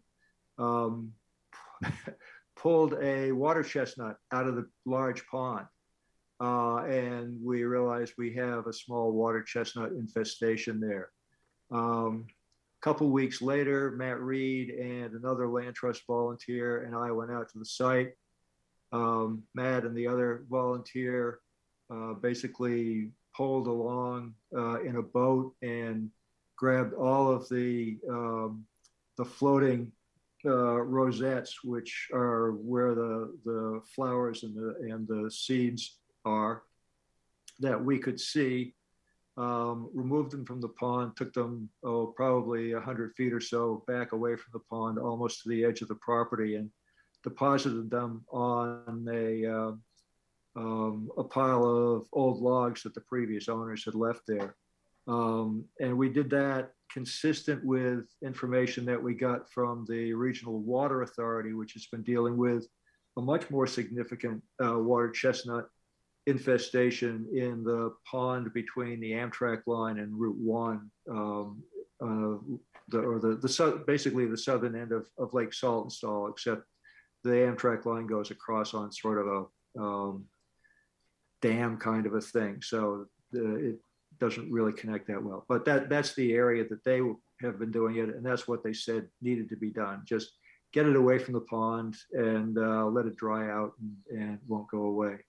Water chestnut is an annual, so I'm sure we've got a seed bank in the pond that we're going to have to keep track of, but I hope that with several years of regular attention to it, we will have eliminated that particular invasive from the site. So that's the report on the invasives. Let me jump ahead to the possible future activity, because that's really pretty quick, and then we can focus on the request for the jurisdictional ruling about the meadow planting. The Land Trust would like to be able to create a handicapped accessible path that covers a fair amount of the property. There isn't really any illustration in there, Jamie, that would describe it. We've done some preliminary exploration in terms of who's out there that might be able to design this and construct it for us. And we've talked with two groups, a company called Penn Trails that really is quite a specialist in doing trails of all kind, but including handicapped accessible trails in natural and sensitive areas. And then they're located down in southern Pennsylvania, southeastern Pennsylvania. And then a group here in Norwalk, a company, Matt Conti is the principal of the company. And they recently completed an accessible segment of the Norwalk River Valley Trail in Wilton. And the Land Trust has scheduled a field trip to go down there and just take a look at what they've done down there. So Conti and one of his staff walked the property with us, and they have an idea where the trails could go. For the most part, well, a good part of the trails would be out of the wetlands. Some of the trails would be in the wetlands. And then the question is, are we going to do boardwalk, which we can do? It'd be a lot more expensive. They would do it with helical piles. Or would the commission agree to allowing having aggregate trails go in? And so that's the question. Obviously, this is something we're going to be bringing permit application to the commission for, but I just wanted to give you a heads up that we are talking about it. We actually have one of the neighbors who she made a contribution to a fund that was established to provide some an income stream for working on Todd's Hill. And when I contacted her to thank her, she told me that she gets around on a walker and she hoped that she'd be able to get out and walk on the property, and when would that be? So there is interest in the immediate neighborhood in having some sort of handicap accessibility. And as I mentioned in the report that I submitted, this is really almost a unique location in terms of sort of not too sloped, not a lot of tree roots and rocks, things like that, in order to be able to put in some handicap access for the members in our community who are mobility challenged. So just letting you know that we're thinking about it, we're talking about it. Any comments, thoughts you wanted to share now or later would be more than welcome as we proceed. So that's it for the handicap trail issue. Getting to the request for a ruling about doing a meadow remediation. Jamie's going to scroll to a couple of the maps, I think. I think it might be helpful real quick to kind of talk about the regulation that would pertain regarding non-permitted or non-regulated uses. So the following operations and uses shall be permitted as non-regulated use in wetlands and watercourses, provided they do not disturb the natural and indigenous character of the wetland or watercourse by removal or deposition of material, alteration or obstruction of water flow, or pollution of the wetland or watercourse per Connecticut General Statute 22A-40B. The agency shall make the determination as to whether a proposed activity meets the definition that it is a non-regulated use or is a regulated activity. A, conservation of soil, vegetation, water, fish, shellfish, and wildlife.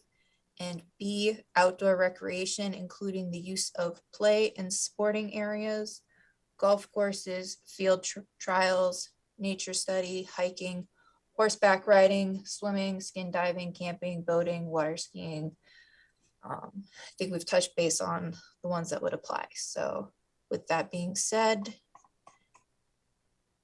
you wanted to go to the map? I'll take that. Yeah, if you could just go to the map and this is Commissioner Boda.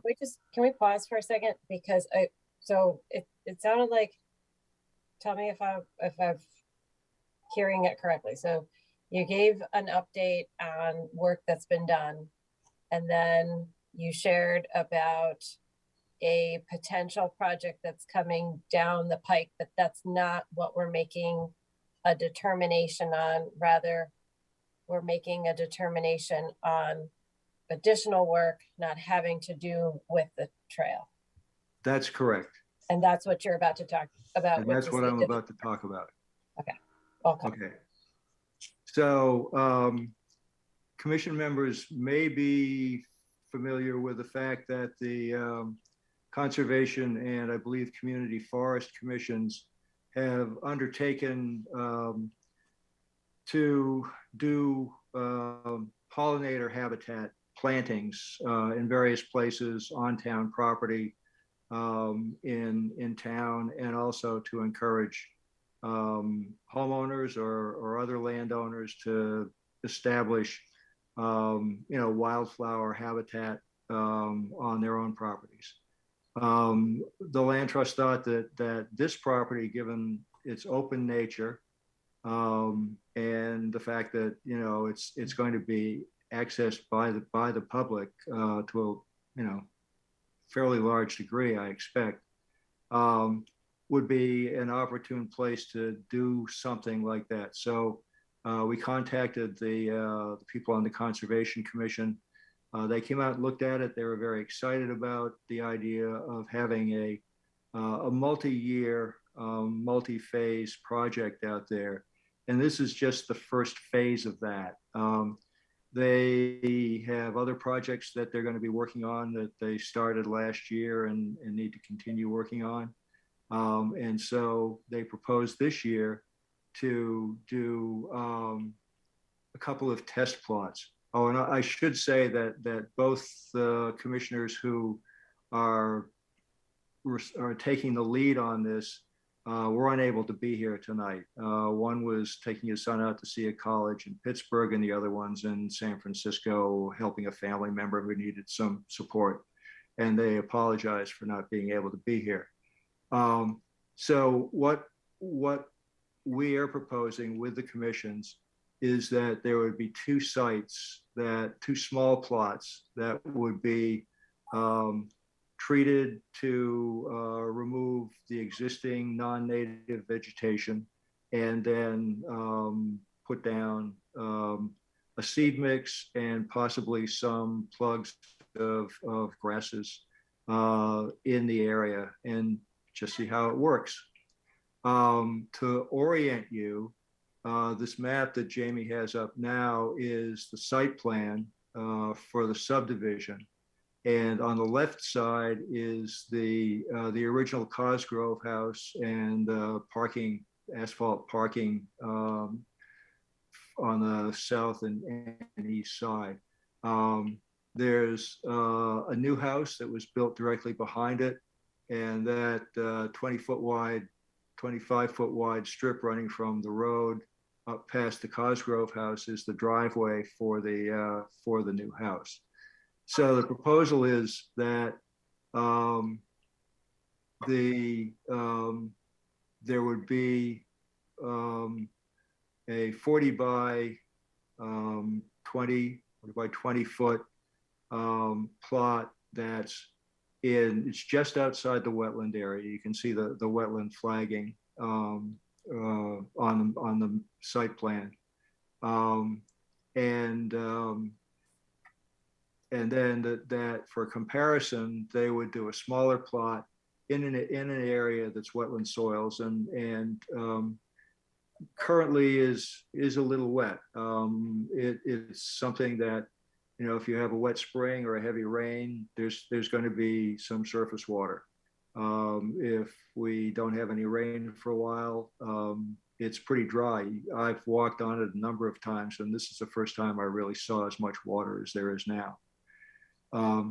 This Commissioner Basserman, help me understand. I guess we're doing these plots because this is a first application use of this mixture that we're trying to determine whether it works in this environment or something else.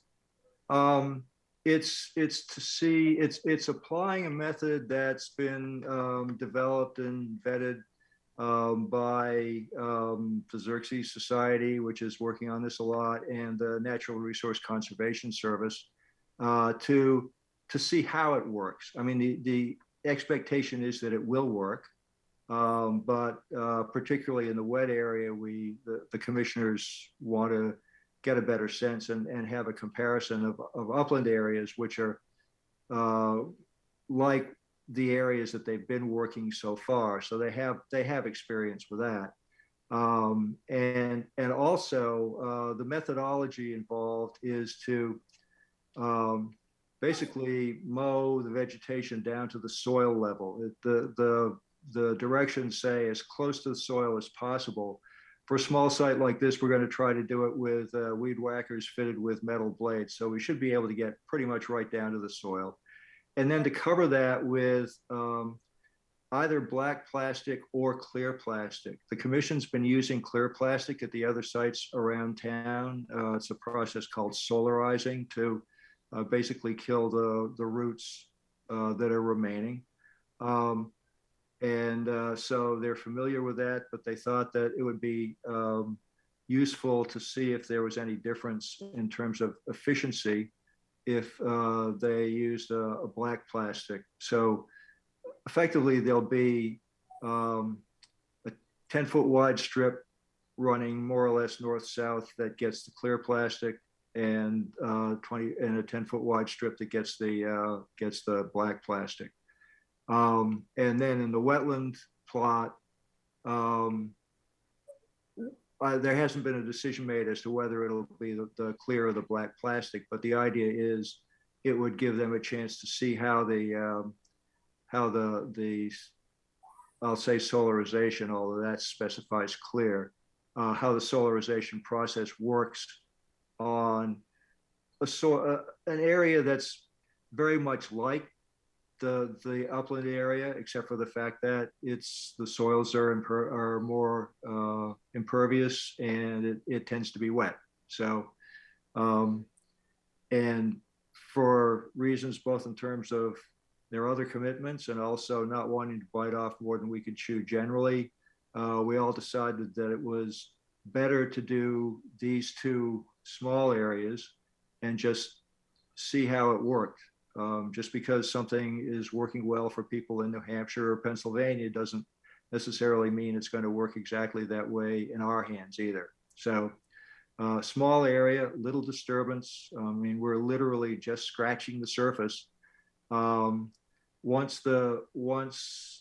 the plastic stays down for the entire growing season, and then it's evaluated to see if there's any indication that there are still, live plants that started out there or parts of them that could grow back.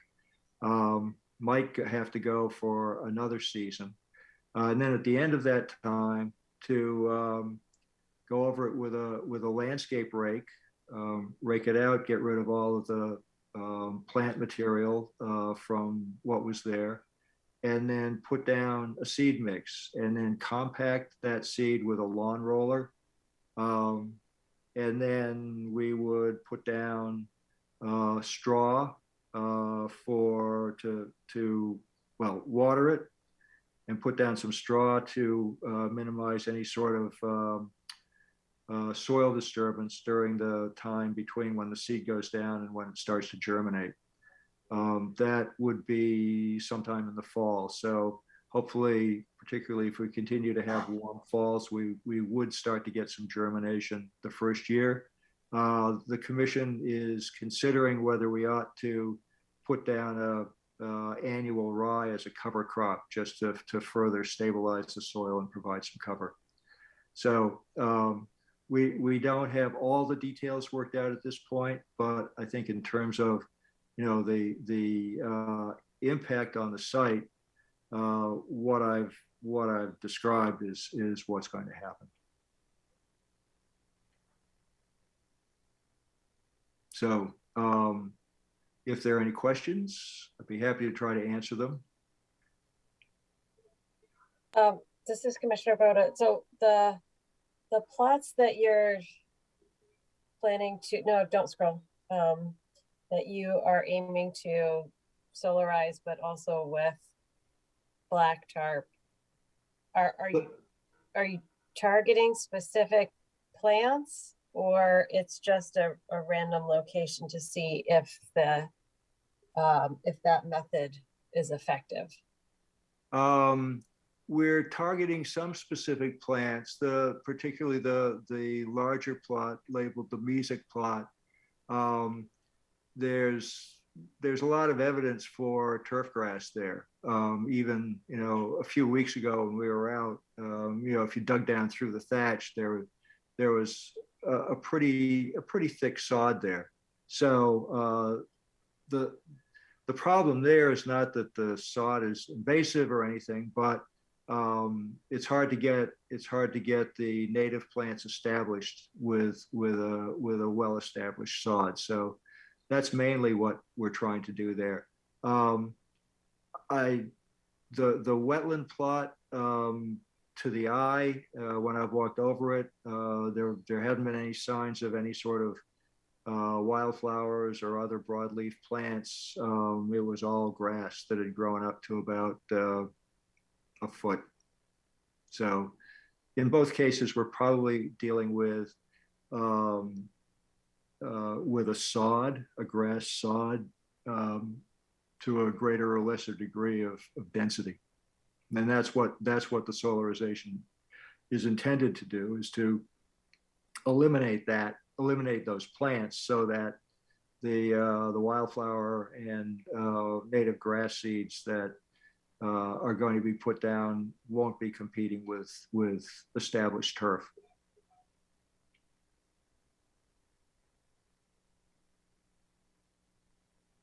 Thank you. You're welcome.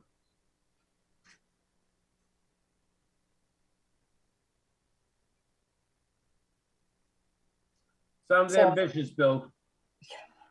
Well, what's really ambitious is if this works, where do we go from there?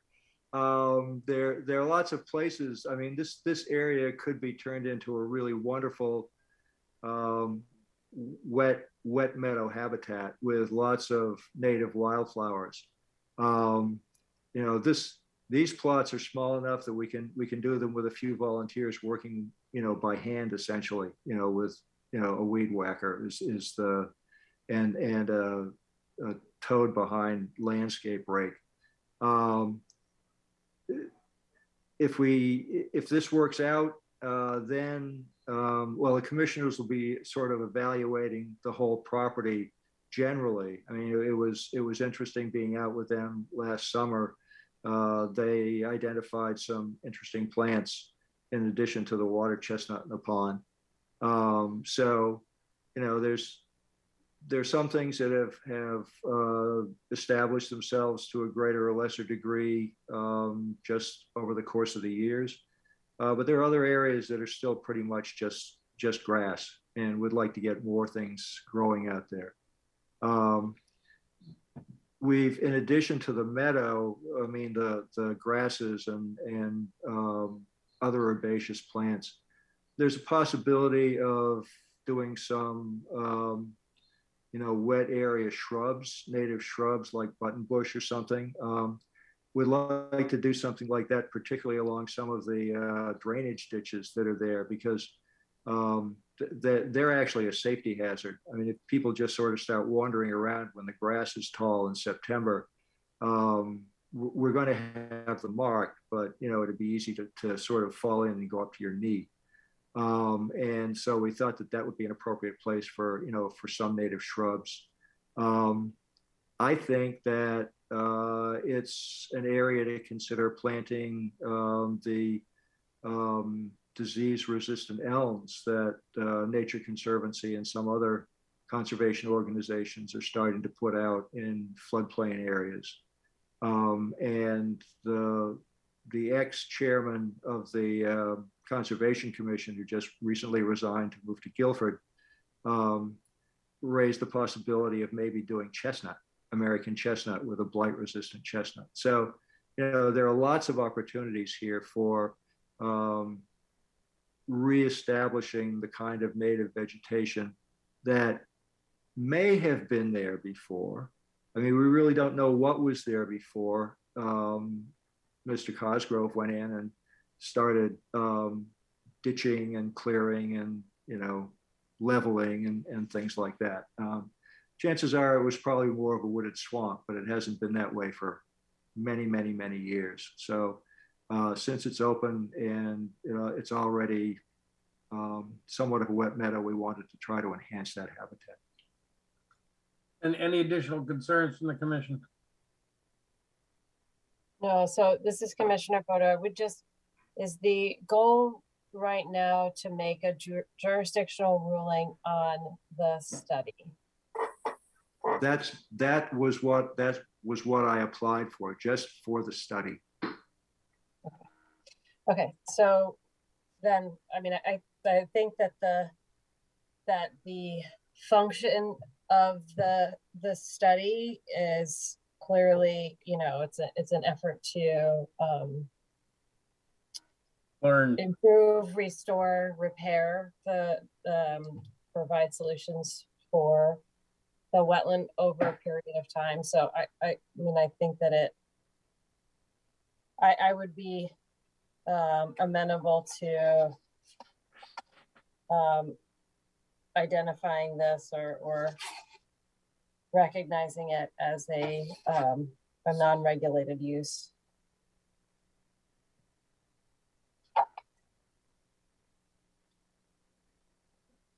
Jamie Frederick and the wetland agent. So if the commission has a general consensus on that, should make a motion.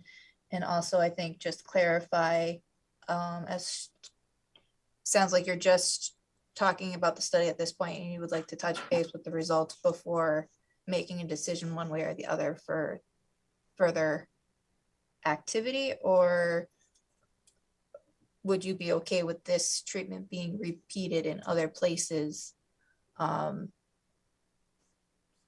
as they progress through the site, trying to restore some of these areas to a native meadow complex? Jamie, if I could interrupt, sure. It's as long as I'm going to be involved for the land trust, it's my intention that basically any new project or extension of an existing project will be brought to the commission, and that you'll get regular reports about what our activities have been and what we've accomplished. So, and anticipate hearing from me on at least an annual basis for at least the next 3 or 4 years, hopefully longer. Okay. Commissioner Boda, can you make a motion regarding the jurisdictional ruling requested? Yeah, I'm just looking for the number. Give me 1 second. I don't think we I don't think have there's a number. No, it's numbers. You could just say, 89 Todd's Hill jurisdictional. So I'd like to make a motion regarding 89 Todd's Hill, the invasive removal study. And I would like to make a motion that we acknowledge that it is a non-regulated use, as it is really for, I'm looking for the right number. Under, if I can I just say under 4.1 and 4.2 of the regulations. 4.2.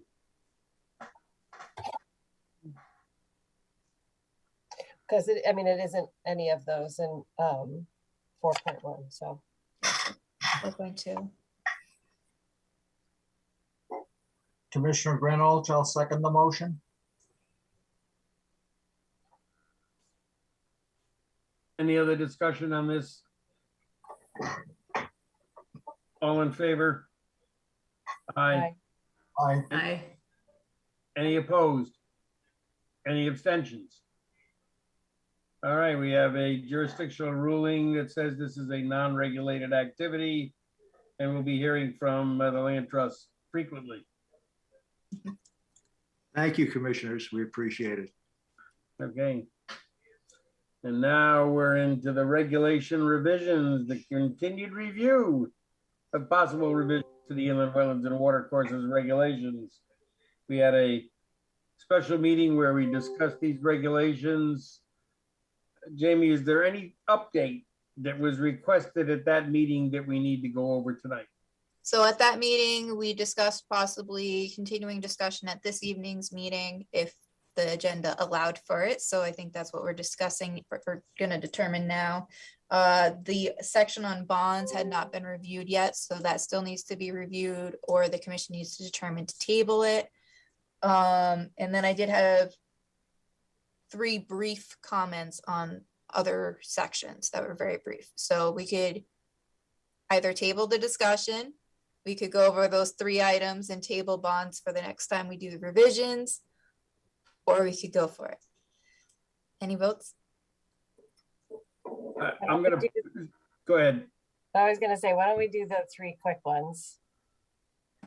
I agree. And then let's revisit whether Yep. we want to table anything. But my own personal feeling is I'd like to conclude it this evening so that we can get going with the public hearing and the submission to DEEP and getting these things into our regulations. So if we could go quickly through those additional 3 and see where we're at regarding everybody's mood on tackling the bond issue, that would be great. Okay. So Jamie Frederick and the wetland agent. The first one is we added a definition of redevelopment per some changes to section 7. I touched base with the town engineer, and essentially what we put in for the definition of redevelopment is the definition from the MS4 permit, which is where we gathered our relevant use of the term.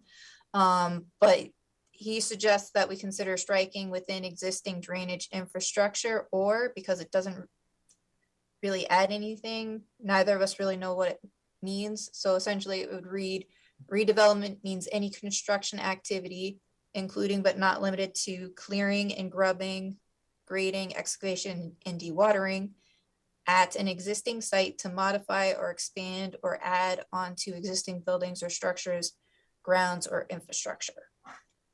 So unless anyone has any Commissioner concerns. Boda, that sounds good. All right. So then the next one is 7.6, the section that pertains to. I was reading through this again, particularly kind of taking a second look at the commission changed the 50% to 75%. I did a little bit of research to see if other towns and or states might kind of be consistent with that, and found some suggestions that it might be, but I did add, in the case of redevelopment of a site with 40% or more direct connection of impervious areas to the stormwater system, at least 75% of the water quality volume shall be treated by retention and infiltration on site unless it is demonstrated why it is not feasible or prudent to do so. I added any portion of the water quality volume not treated through retention shall be treated with alternative treatment practices unless it is demonstrated why it's not feasible or prudent to do so. I figured it's pretty easy in this day and age for them to do that. And if they can't, then they can explain to the commission why they can't. Any concern? Right. No? Okay. Two for two. 2 for 2, keep going, I like it. And then the third one, while I'm scrolling down there, was something that I thought the commission might want to consider based on a listserv posting. And essentially my further consideration and discussion with town council is that the commission shouldn't add it. So basically my recommendation would be to strike it. It pertains to the peer reviews. So there was a listserv posting about peer reviews and how other towns have approached it. And I noticed that there were a couple different municipalities that required 150% of the estimate. And the thought was, if we required that, then we wouldn't have that awkward situation where we have the secondary review and have to get more funds for the secondary review. But I think it's just more transparent, cleaner, and more straightforward to do it the way that we've been doing it, and maybe try and frame, which I think we have been doing, try and frame the proposal request with that in mind, so it's not as complicated when we get to that point, and deal with it as it's necessary, because sometimes you're not going to want to require 150%. You're not going to need 150%. Single family homeowner buying a lot wants to build a house. You don't want to necessarily make them put up 150% if you already know up front it's not going to be required. So long story short, basically suggesting this edit not be included in what we send to DEEP. This is Commissioner Boda. I think that we've learned and we've been very clear about the peer review and the costs and the need for a second pass at it. So I don't think that we need to put 150%. Sounds arbitrary to me. I'd rather just stick with our pattern. This is Commissioner Bass, but the other thing is I think we've done or tried to do anyways, and I think we've achieved it, to try to frame the RFP, et cetera, for the review with some thought before we send it out, to kind of contain what it is that we're asking people to do. So I think that the more attention we spend on that, the less we'll find ourselves in a position of having to do a double pass. Okay, I think we've covered the 3. Now we're back to, do we want to talk about bonds?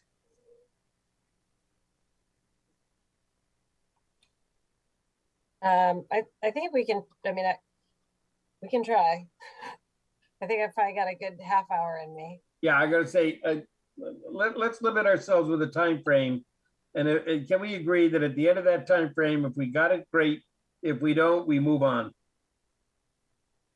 That's fine. Can I get a drink of water? Take me Yeah, a second. I need to refill my Sure. water. Sure. All right, thanks.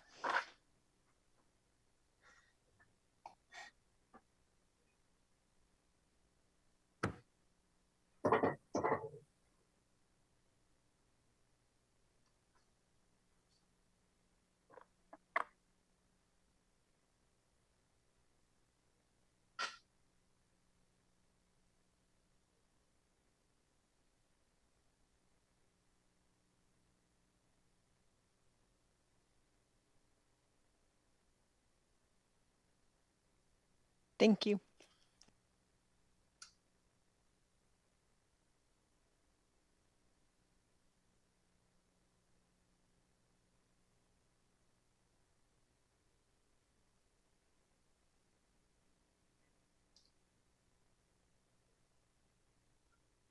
Hey, Jamie, we didn't get any new information since the special meeting from Bill regarding bonds, did we? No, because we didn't discuss it at the last meeting. Right, right. There wasn't Okay. really anything to. Yep.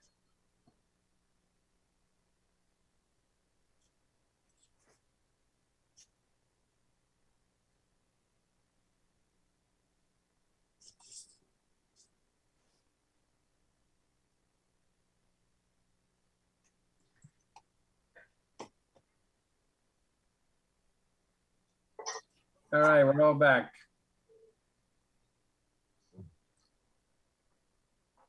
Where's the biggest sticking point or discussion point, Jamie, as you have looked at the bonds and discussed with general counsel?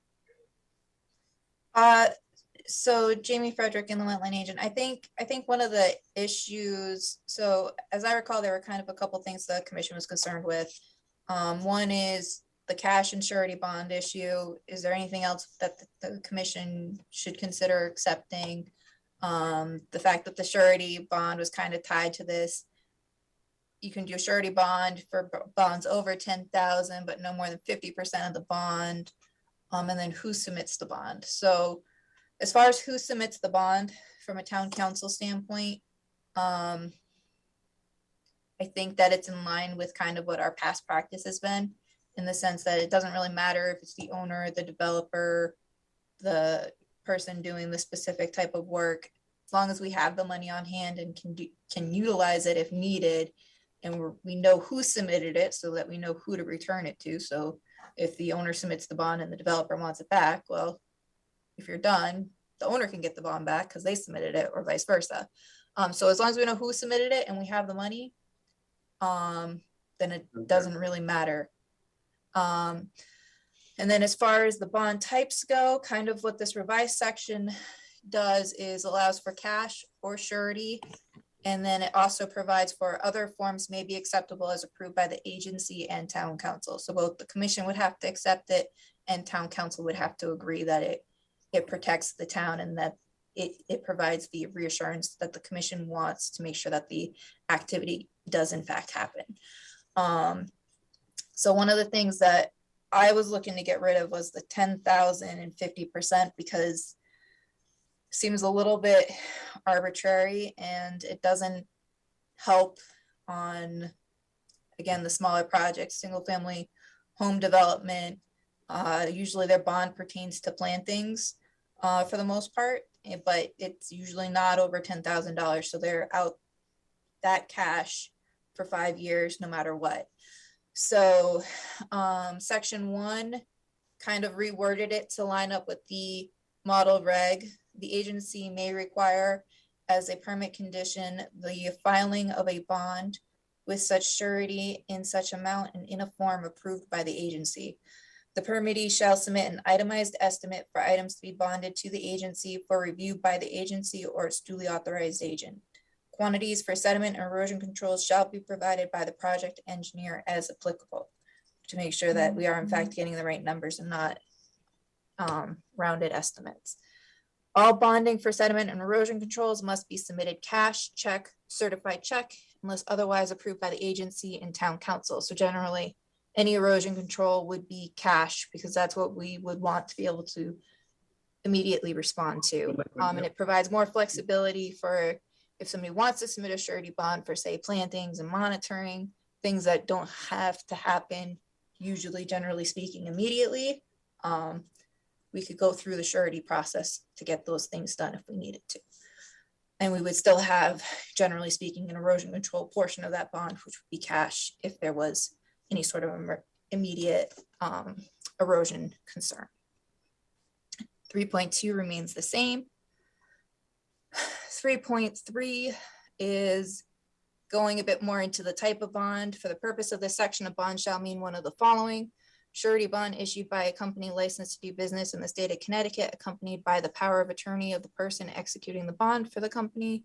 Said company shall have offices in New Haven County and must submit certification from its home office that the local office in New Haven County has authority to pay out the full value of the bond. And that came kind of by and large from Madison language.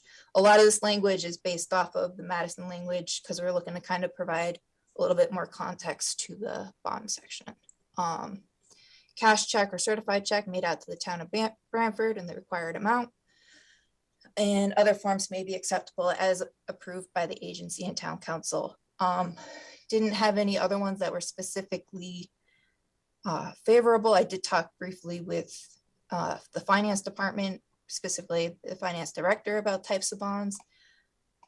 He thought surety bond was a good way to go because it puts the liability of essentially pulling the bond on the surety company. I discussed with town council and they didn't have any issues with the commission continuing the practice of taking a cash bond to try and have that more immediate access to funds should there be an erosion issue that needs to be addressed in a timely manner. Things like passbooks, the finance department wasn't very excited about. So rather than trying to figure out what else might be acceptable, just providing that line C, if an applicant comes up with something, I would bring it to town council and I'd also ask the finance department for the consideration of the commission when considering that alternative form. Section 13.4, surety bonds shall be executed in accordance with forms approved by the agency with proper reference made to all maps and plans, blah, blah, blah, blah. I can keep reading it if you want me to. No. Essentially, that is something that I would work with town council to create that form. So that way it's kind of pre-done up and it's just a matter of them putting in their specific information. It's something we would want to have in place before adopting the regulation, but we don't have it at this moment. Then 13.5 basically is saying that the commission can pull the bond if there's an issue that needs to be addressed.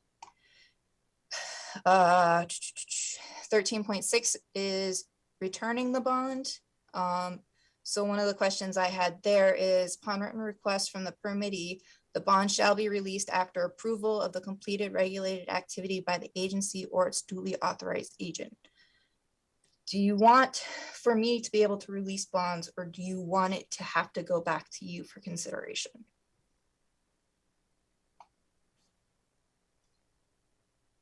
I don't know, you know, I can't. one man's comment, to the extent that, you know, like you say, a lot of these are planting plans.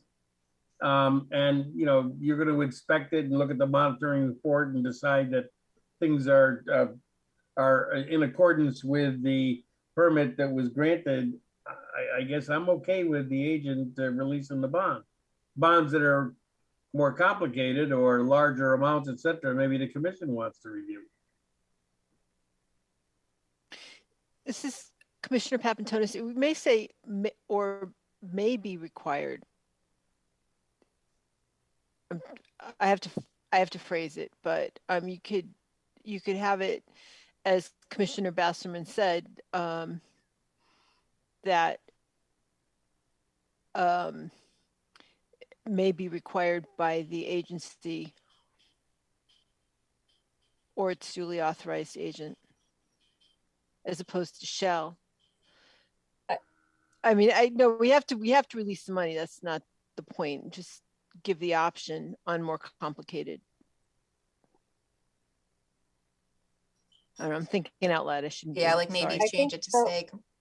I think this is Commissioner Boda. I think the thing that, you know, whether it's us or whether it's the agent, I think, again, going back to that premise that we talked about a few times ago, we want to keep our regulations flexible enough so that unanticipated moments, we're not shackled by the specificity of the language. And I think that there are instances in which we look and are just about ready to release the bond, but there's X, Y, and Z that is close to being completed and is not completed. And we say, okay, the property owner is going to do this.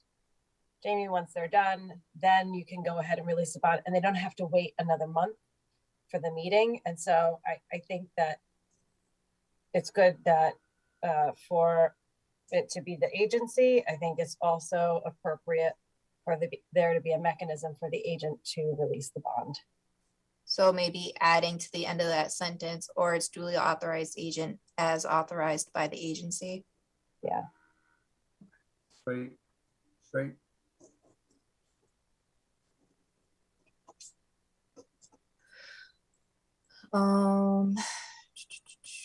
And I think it just goes on to say that you can do a partial bond return, which aligns with what planning and zoning allows for.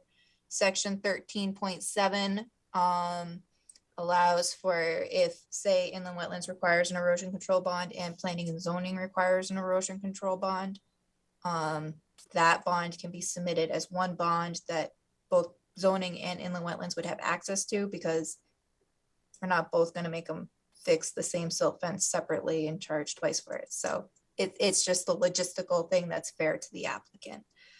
But it also specifies that if planning and zoning authorizes the release, we also have to authorize the release before they get their money back. Permit holder that received approval prior, right? Oh, so 13.8 basically is if somebody already got approval under our current regulations and they saw these regulations and said, hey, I want to do that because it allows me to submit a surety bond for my plantings, then they would be able to request that they can utilize the new bond regulations. But they would have to request it and the commission would have to authorize it. So that's kind of the gist of it. Commissioner Boda, sounds good. Right. 15 minutes. Great job. We got that done in less than a half hour. We should put a time frame on all our stuff. That was quite good, Jamie. Thank you. Now, there's a goodly number of these are brand new, no, for us. The bond regulations? Oh, well, I'm looking at all the underlying and yeah. Basically, it's all new. The only thing that didn't change is this 13.2. Right. Yeah, okay. So what are the next steps now regarding the regulations? So the regulations have to be sent to DEEP at least 35 days prior to the public hearing. We also have to notice the public hearing in the paper, and we have to file the regulations in the town clerk's office 10 days before the public hearing. So I guess the next step is sending it to DEEP, but we also have to we have to schedule the public hearing before that. So the public hearing has to be at least 35 days after we send it to DEEP. I'm thinking we could realistically have it sent to DEEP by next Tuesday, I would say, which would be the 19th. And I was just looking at my little calendar here. So day one.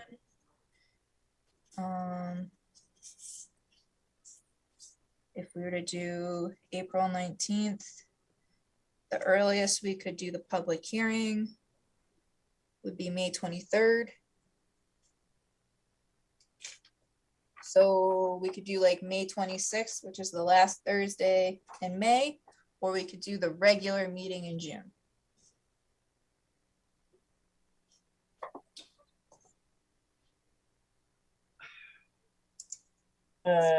Knee-jerk reaction would be June. Yeah, that Thursday is the Thursday before Memorial Day weekend, right? Yeah, I think you're right. Yes. Yeah. And it would be nice to go 30 days without having a meeting. You know, I mean, don't jinx us, but yes. Well, and there's an extra Thursday in June. So. Oh. So we'll do June 9th, and if we have to open and continue and have a special meeting, we can worry about it then. Right. Say that out loud. And it also gives us more time in the office to get everything wrapped up and pretty for DEEP. So. Great. All right, we will schedule it for June 9th. Okay. Good job, folks.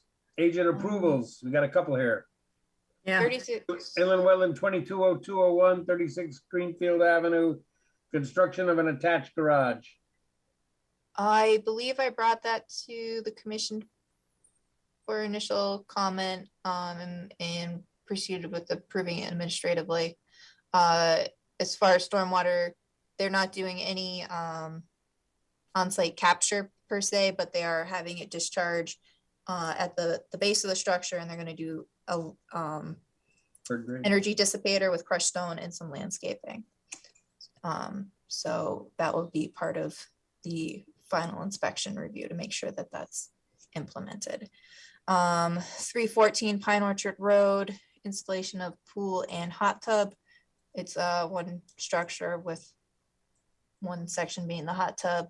I think it's about 70 feet away from a wetland, and there's 2 driveways in between the activity and the wetland. Erosion control plan and grading plan and all that provided. Okay. Correspondence and announcements regarding the remote meetings. What's new? All right, so we are up against another expiration of remote meetings. However, there is pending, I think it's a pending House bill that would theoretically let remote meetings continue. So it's possible that there will be the ability to continue to meet remotely, but at this time that ability ends on April 30th. So if the legislation does not pass, we will be meeting in person in May, and we're at the fire station now, so make sure you go to the fire station and not the senior center. But with the understanding that there is pending legislation, and the commission has been meeting remotely, I just wanted to get a feel for whether people would want to continue to meet remotely if possible, or if you want to go back to in person. And if we can do verbal communications rather than head nods in case people aren't watching or able to see your face, that would be helpful. This is Commissioner Boda. I didn't want to jump the gun and interrupt, but I very much would prefer to continue meeting remotely over in person. It's nice. I can see everything on the computer much closer. Do miss the color drawings, but I can live without them. And you know, these meetings run so late that it really is beneficial to already be home. And also I feel like it perhaps not for every person, but I think that it also offers a lot of folks an easier access to the commission, as opposed to having to sit and wait for an entire meeting. They don't know for how long. They could be sitting there for 3 hours before it's their turn. At least, you know, when we're remote, they're sitting in their home and they can kind of half pay attention, half be in their home. So. This is Clarice. I vote, Commissioner Begemon, I vote for remote. Is there any commissioner who prefers in person? I think there's your answer. All right, so I will update you as to whether or not there's anything that gets passed, and we'll let you know if we're meeting remotely or in person in May, and or if they change anything about how remote meetings work. So we will keep you posted. Earth Day event, April 23rd. So we have started putting together some pamphlets and posters and whatnot for a table for the Earth Day event that will be held on the green on April 23rd, rain date of April 24th. I don't think I'm going to be able to be there. I do have a volunteer that's willing to put some stuff out, but I was wondering if I had any commissioners that were interested in participating and putting things out, and maybe being around the table in case people had questions. No pressure, but I thought I'd see if anyone was interested. Sorry, it's Greek Easter. I can't do it. All right. But there's supposed to be a lot of different things on the green, and there's also a trash pickup. So if anyone can swing by or wants to promote it to other people in town, then I'm sure that they'll have people attend. And you can see the new Christmas tree. Yes. And lastly, on a sad note, Mm. we're gonna be losing Abby. Where is That's- Abby? Sorry, I was typing still. No problem. Yeah, so in mid-May, I'm going to be moving out to Washington. So my last day at Town Hall is going to be May 5th. So this is unfortunately my last meeting with you all. Yeah, but it's been a pleasure working with you all. It's been really fun and really informative too. I feel like I learned a lot working with you all. I should have scheduled that special meeting. Good You're luck moving to in Washington. Yeah. You're The smiling when state. you're saying that, so that's good news. Yeah, we'll see. Good. It's a little forceful, but I'm working on it. Working on it. All right. Good night, folks. Good night, all. Can Don't we have a forget, motion? Motion to adjourn. adjourn. Motion to I'm sorry, adjourn. who made that? Motion to adjourn. Suzanne, Commissioner thank you. Barber. Second? Second? Second is who? Anyone? Anyone, I'll please. do it. Me, Commissioner Papantonis, second. All righty. Thank you. Good night, folks. Thanks. Thank you, Good everyone. night. Have a good Weekend, night, everybody. Happy Easter.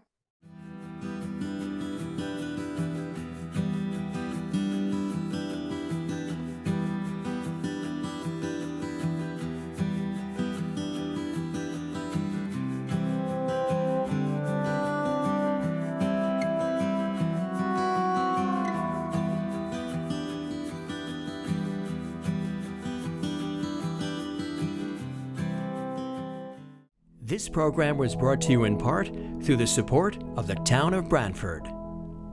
Watch town meetings and other videos on demand at BranfordTV.org.